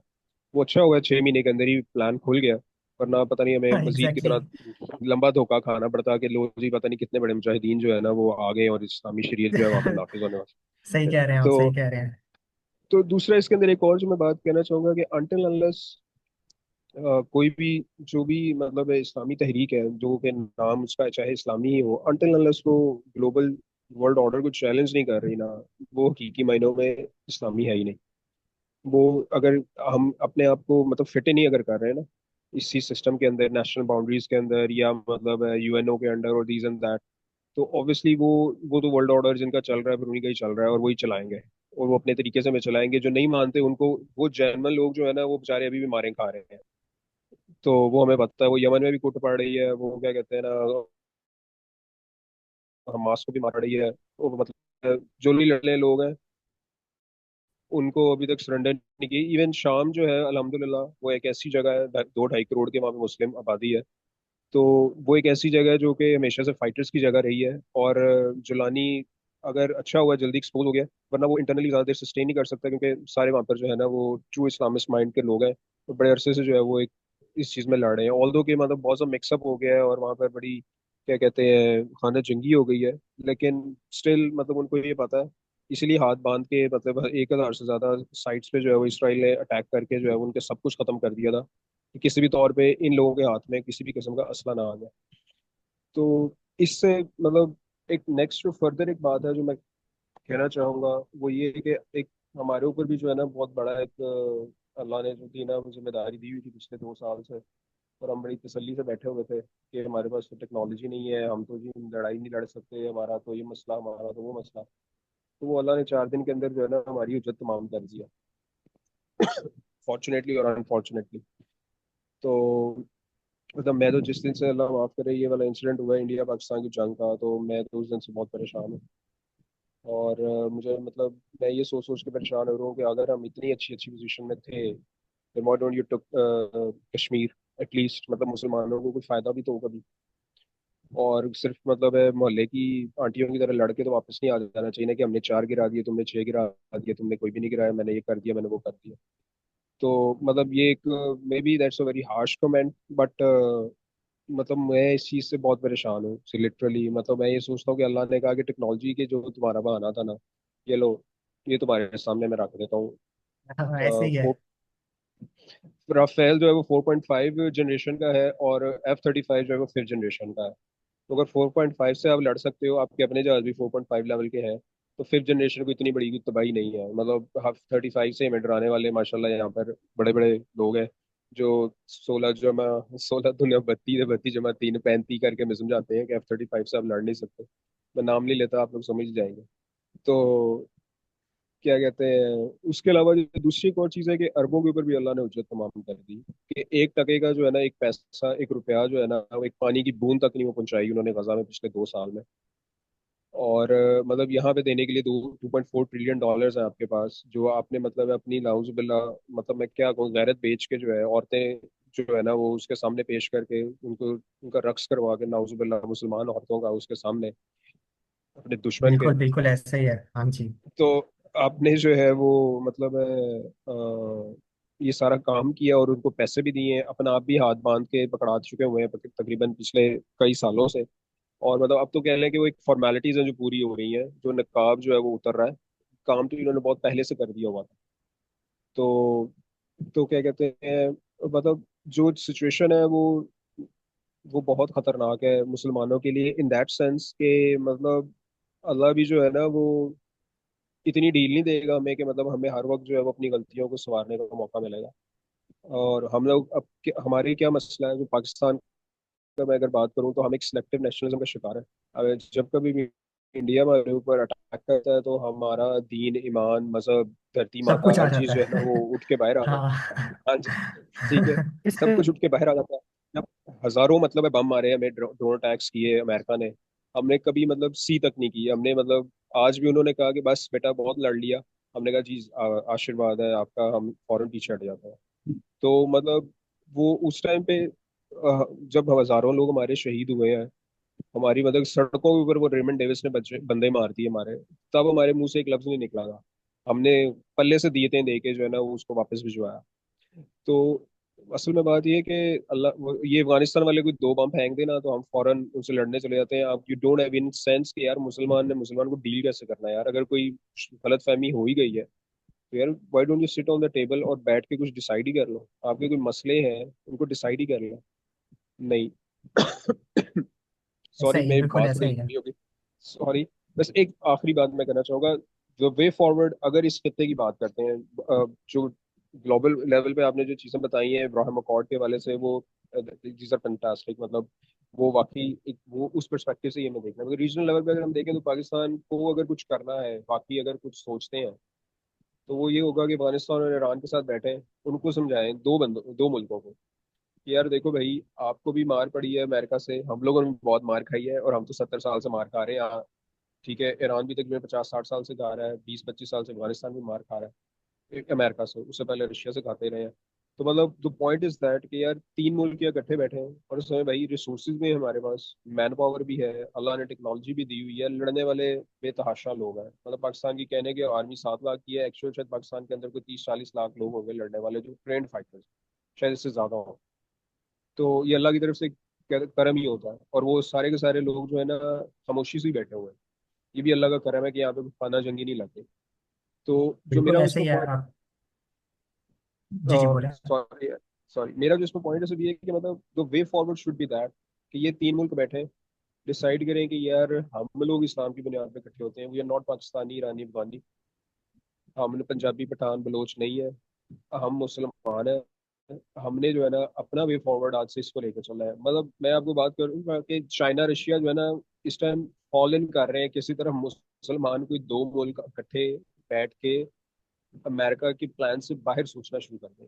असला जितना भी होगा ना, जितनी टेक्नोलॉजी होगी, जिस तरह चाइना ने अब दी है ना, जो रशिया भी है, दे वांट टू गिव यार। मतलब वो मर रहे हैं कि कोई मुसलमान जो है ना स्टैंड ले ले, हम लोगों की टेक्नोलॉजी ले लें, पर प्लान मुस्लिम्स का होना चाहिए। मतलब ये ना हो कि बाद में चाइनीज या रशियन प्लान में यूज होना शुरू हो जाए, पहले अमेरिकन प्लान में यूज होते हैं। But the point is that until unless हम लोग इंडिपेंडेंट नहीं होंगे ना इस्लाम की बुनियाद पे, तब तक चीजें बदलेंगी नहीं। और ये यही मतलब है कॉल है उम्मत को। और ऑब्वियसली आईएमएस भी सारी की सारी एफर्ट इस चीज़ के लिए कर रहे हैं। तो ये मेरा एक थोड़ा सा ग्लोबल प्लस लोकल एनालिसिस था, जो कि मैं जो बिल्कुल है ना वो आपके साथ डिस्कस बिल्कुल करना सही है, अच्छा है, माशाल्लाह, जज़ाकल्लाह खैर। अच्छा चले मूव ऑन करते करते, बुरहान भाई बस वो सिस्टर नाजिया हैं अभी, उनका मैसेज आया हुआ है, उनका मैं सवाल को एड्रेस कर लूँ, क्योंकि जो सिस्टर नाजिया ने सवाल पूछा ये बहुत ऑथेंटिक, और एक इस सवाल की तो ताकत बहुत ज़्यादा है, बहुत पावर है।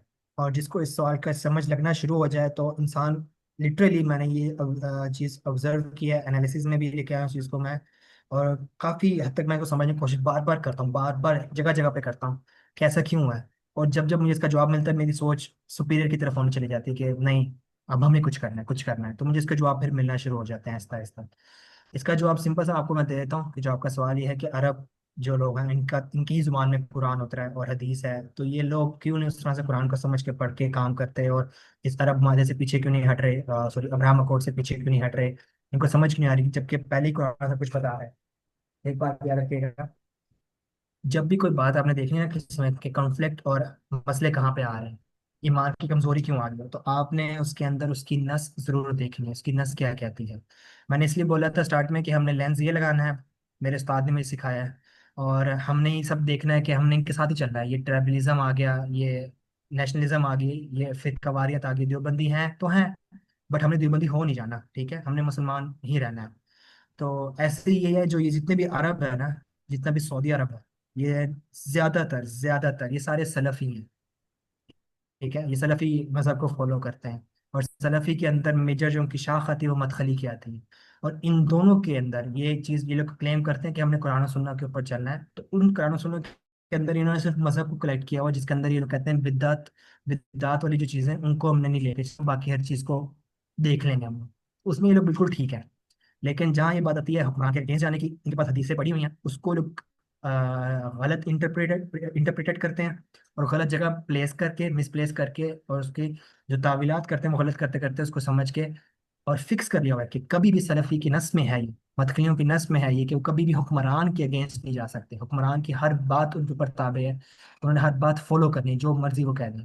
आज एमबीएस हुक्मरान पर बैठा हुआ है, उसने कह दिया कि फलस्तीन कोई स्टेट नहीं है, तो इनके सारे लोग मानेंगे ही मानेंगे, उनको मजबूरन माननी पड़ेगी, थोड़ा सा आवाज उठेगी तो वो जेलों में चले जाएंगे, जिस तरह सलमान अल औदा जेल में गया हुआ है। साल पहले फितना, सॉरी फतवा इशू करवाया उलमा ने कुछ, लेकिन वो फतवा भी बेसिक करवाया कि भाई हम ब्राह्मण कोड में नहीं जा रहे, कुछ भी नहीं करेंगे ऐसा वगैरह बस। और साल के अंदर उसी दौरान में और एमबीएस ने क्या कुछ कर दिया, वो फतवा खुद झूठा हो गया इनके सामने, ठीक है। तो इनकी ये नस में है कि ये कभी भी इन हुक्मरान के अगेंस्ट जा नहीं सकते, सियासत में ग्लोबल पॉलिटिक्स में आ नहीं सकते ये लोग। इसलिए मैंने बात की थी कि वो सवाल मैंने पहले रखा था कि अगर non Muslim global politic level के अंदर आके अपना दीन ले आए, अपना रिलीजन ले आए, तो हम मुसलमान क्यों नहीं लेकर आते, जबकि कुरान हमें कह रहा है, ये कुरान हमें हर जगह गाइडेंस दे रहा है, रहनुमाई कर रहा है, हिदायत दे रहा है, बशारत दे रहा है, हर डरा रहा है हमें, हर चीज़ बता रहा है हमें, फ्यूचर बता रहा है, हम नहीं समझना चाह रहे। तो क्यों, क्योंकि हमने लेंस सलफी, देवबंदी, बरेलवी, सुन्नी शिया, पाकिस्तान, इंडिया, सऊदी अरब, इन सब का लगाया हुआ है। मुसलमान का लेंस नहीं लगाया हुआ। तो आपने इनको पहचानना, इनकी नस देखें। नस से मतलब इनकी बेसिक प्रिंसिपल्स, इनकी जड़ कहाँ से आ रही है, ये चीज़ आ कहाँ से रही है। डॉक्टर जाकिर नाइक हैं, वो भी दाई का काम बहुत अच्छा माशाल्लाह करते हैं, बट निज़ाम की बात खुल के कभी भी नहीं कर रहे हैं, क्योंकि वो सलफ़ी को ज़्यादा प्रमोट करते हैं, उनको देखते हैं, तो कभी भी इस तरफ नहीं आएंगे वो। तो वो जो लेंस उनका छोड़ लिमिटेड सा हो गया ना, तो मुस्लिम उम्मा का लेंस कभी भी लिमिटेड नहीं होता। उसने खलीफतुल अर्द का बेटा आया, तो खलीफतुल अर्द का मतलब है पूरी दुनिया का खलीफा का बेटा है वो। तो हमने तो वो लेंस ही नहीं लगाया हुआ। ठीक है। आई होप कि आपके आंसर का, ओह सॉरी, आपके क्वेश्चंस का आंसर मैंने कर दिया होगा। जी बुरहान भाई, ओवर टू यू। अ, मेरे ख्याल में टाइम बहुत ज़्यादा हो गया है, तो हम इसको क्लोज करते हैं। अच्छा, एक हैंड रेज है। इम्तियाज़ भाई, आप जल्दी से कर लें ताकि हम क्लोज करें इसको। हाँ जी, मेरा इसी क्वेश्चन से ही वाबस्ता क्वेश्चन था कि अगर जिस तरह से अजान कह रहे हैं कि वो सलफ़ी, अगर सलफ़ी का हम अगर देखें तो सलफ़ी तो असलाफ हैं, तो असलाफ तो जंगे लड़ते ही आए हैं। तो उस एक कैटेगरी को भी फिर ये जो कर रहे हैं, उसको भी ट्रांसलेट उस तरह से तो नहीं कर रहे एक्शंस में। जी सलफ़ी बिल्कुल। जो है वो तो असहाब से ही जुड़ता है ना। सलफ तो असलाफ तो हमारे वही हैं, वहीं से आ रहे हैं ना। हम्म, इस्लामिक साइकोलॉजी तो वहीं से ले रहे हैं, तो इट मीन्स कि वो उस चीज़ को भी प्रॉपरली ट्रांसलेट नहीं कर पा रहे, इम्प्लीमेंट नहीं कर पा रहे। और इसमें एक दूसरी मसला चीज़, एक और आता है। जी जी बोले, आप कंप्लीट एक करें, और मैं बता चीज़ में, देता हूँ। और दूसरी चीज़ वो जो कि वो जो ये साइकी उठाई जाती है कि उलुल अमर को आप उसके अगेंस्ट नहीं जा सकते। लेकिन वो पूरी एक हायरार्की अल्लाह ताला ने बताई है ना, कि अल्लाह, अल्लाह का रसूल और फिर उलुल अमर हैं। तो जो अल्लाह की बात और फिर अल्लाह की बात जो रसूल कर रहा है, और फिर उस रसूल की बात और अल्लाह की बात जो उलुल अमर कर रहे हैं, उन्हीं के अगेंस्ट नहीं जाना है। अगर कोई उलुल अमर उसके अगेंस्ट जा रहे हैं, कोई हुक्मरान, कोई रूलर जो है, वो जो दो ऊपर बताई गई हैं जो एंटिटीज हैं, उनके अगेंस्ट अगर कोई जा रहा है, तो वो तो उस कैटेगरी में वो हुक्मरान तो फॉल ही नहीं कर रहा कि जिसकी पैरवी करना वाजिब है।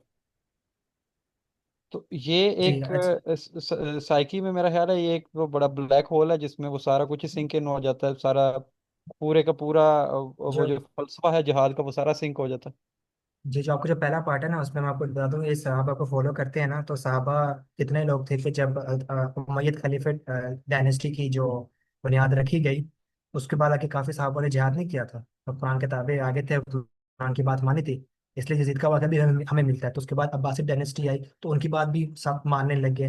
तो ये चीज़ बाकी उस वक्त खत्म होने शुरू हो चुकी थी, ये चेंजेस उस वक्त ही शुरू हो चुकी थी। और आज तक पहुंचते पहुंचते फिर सलफी के अंदर फिर मदखली जो चीज़ आ गई ना, शाख, उसने फिर ये प्रमोट ज्यादा कर दिया कि कुरान की जो बुखारी की कुछ हदीसें में मिलती हैं ना, उसको मर्ज कर किए बगैर वो लोग देखते हैं और कहते हैं कि हाँ, यहाँ पे नबी करीम सल्लल्लाहु अलैहि वसल्लम ने फरमा दिया कि जो मर्जी जैसा मर्जी हुक्मरान हो, तुम उसके अगेंस्ट मत जाना, उसके खिलाफ मत जाना। उसके फिर उसकी बेस पर रहते, उसकी शाख नहीं जानते, उसको उसकी पहचान नहीं करते कि वो हदीस कब बताई गई थी। वो बैतल जो रिजवान, वो सॉरी, जो बैत हुई थी ना, बैतुल उकबा जो हुई थी पहली, उस टाइम नबी करीम सल्लल्लाहु अलैहि वसल्लम ने बताया था कि मदीना जाओ तो दाई का काम करो, हुक्मरान के अगेंस्ट मत जाना, क्योंकि मैंने आके वहाँ पे निजाम रखना है, निजाम पे कायम करना है, तुम लोग अगेंस्ट मत चले जाना, फितरा खड़ा हो जाएगा वरना। क्योंकि मैंने मक्का से अल्लाह के हुक्म से एक दो साल बाद हिजरत करनी मदीना की तरफ, तो मैंने वहाँ पे मदीना रियासत की बुनियाद रखनी है। तो अगर वहाँ पे पहले फितना और तो मैं बुनियाद नहीं रख सकूंगा, इसलिए साहबा को भेजा था इस काम के लिए। और वो लोग आज के ज़माने में प्लेस कर रहे होते हैं सब। तो ये बहुत कन्फ्यूजन है, मिसकन्फ्यूजन है, और इंटरप्रिटेशन बहुत गलत करते हैं। बैकग्राउंड स्टोरी सही नहीं पता होती है, हदीसों का भी एक फहम है कि आपने हदीसों को मर्ज करके पढ़ना होता है। अब वो फहम हदीस हम लोग लेते ही नहीं है, हमें किसी को भी नहीं पता। सो ये है, इस वजह से उनकी शाख आगे कमजोर होगी कि जिहाद नहीं करना, हमने अगेंस्ट जाना हुक्मरान के, हुक्मरान जो ऐसा मर्जी हो, हुक्मरान हुक्मरान है। तो शॉर्ट किया मैंने बात को, इसलिए बस ये हमें एक खुद नाम टर्मिनोलॉजीज मैंने इसलिए ज्यादा यूज की ताकि हमें लीड्स मिल जाए कि हर लीड के पीछे जवाब है हर चीज का। तो खुद तहकीक करेंगे तो बहुत सारे रास्ते के सामने आएंगे इंशाल्लाह। जी, सिस्टर सायरा, आपका क्वेश्चन है।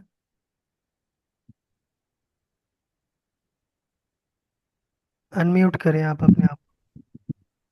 अस्सलाम वालेकुम। जी, अच्छा, वालेकुम। मैंने ये पूछना था, मैंने बस ये कहना था कि इन्होंने जो आज काफी अच्छी इंफॉर्मेशन शेयर की है, तो उसको अगर ये पीडीएफ फॉर्म में, जैसे ये ओमान, कुवैत और मुख्तलिफ जो जगहों की डायनेस्टीज के बारे में बता रहे थे कि ये 16th या 17th सेंचुरी से यानी रूल कर रही हैं, तो उनका अगर पीडीएफ फॉर्म में शेयर करें, क्योंकि इसका तो फौरी तौर पे हम लोगों को अपने बच्चों को इसके बारे में एजुकेट करना चाहिए, क्योंकि ये तो हमारी एजुकेशन का हिस्सा नहीं है ये चीजें, और ये छुपाई जा रही हैं फिर तो एक यानी एक मुनज़्ज़म उसके तहत छुपाई जा रही है ना ये चीजें हमसे।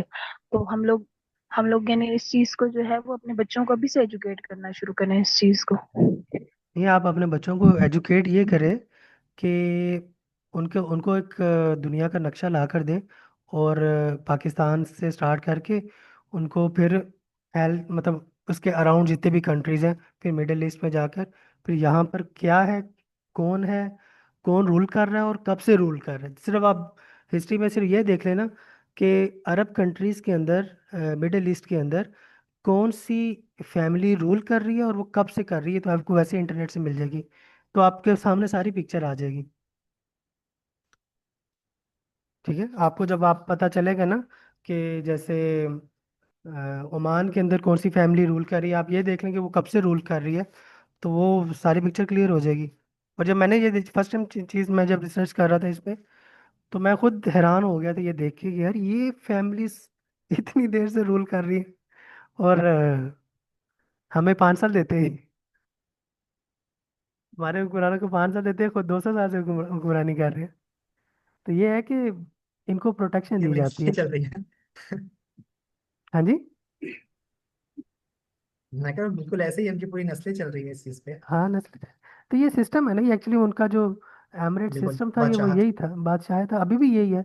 आप देख लें किंग अब्दुल अजीज को देख लें, 1929 में आई थिंक वो आया था, और उसके बाद उसने अपनी ये डायनेस्टी बनाई हुई है। उसके बाद किंग सलमान है, सलमान के बाद उसका बेटा है, तो अब वही चल रही है।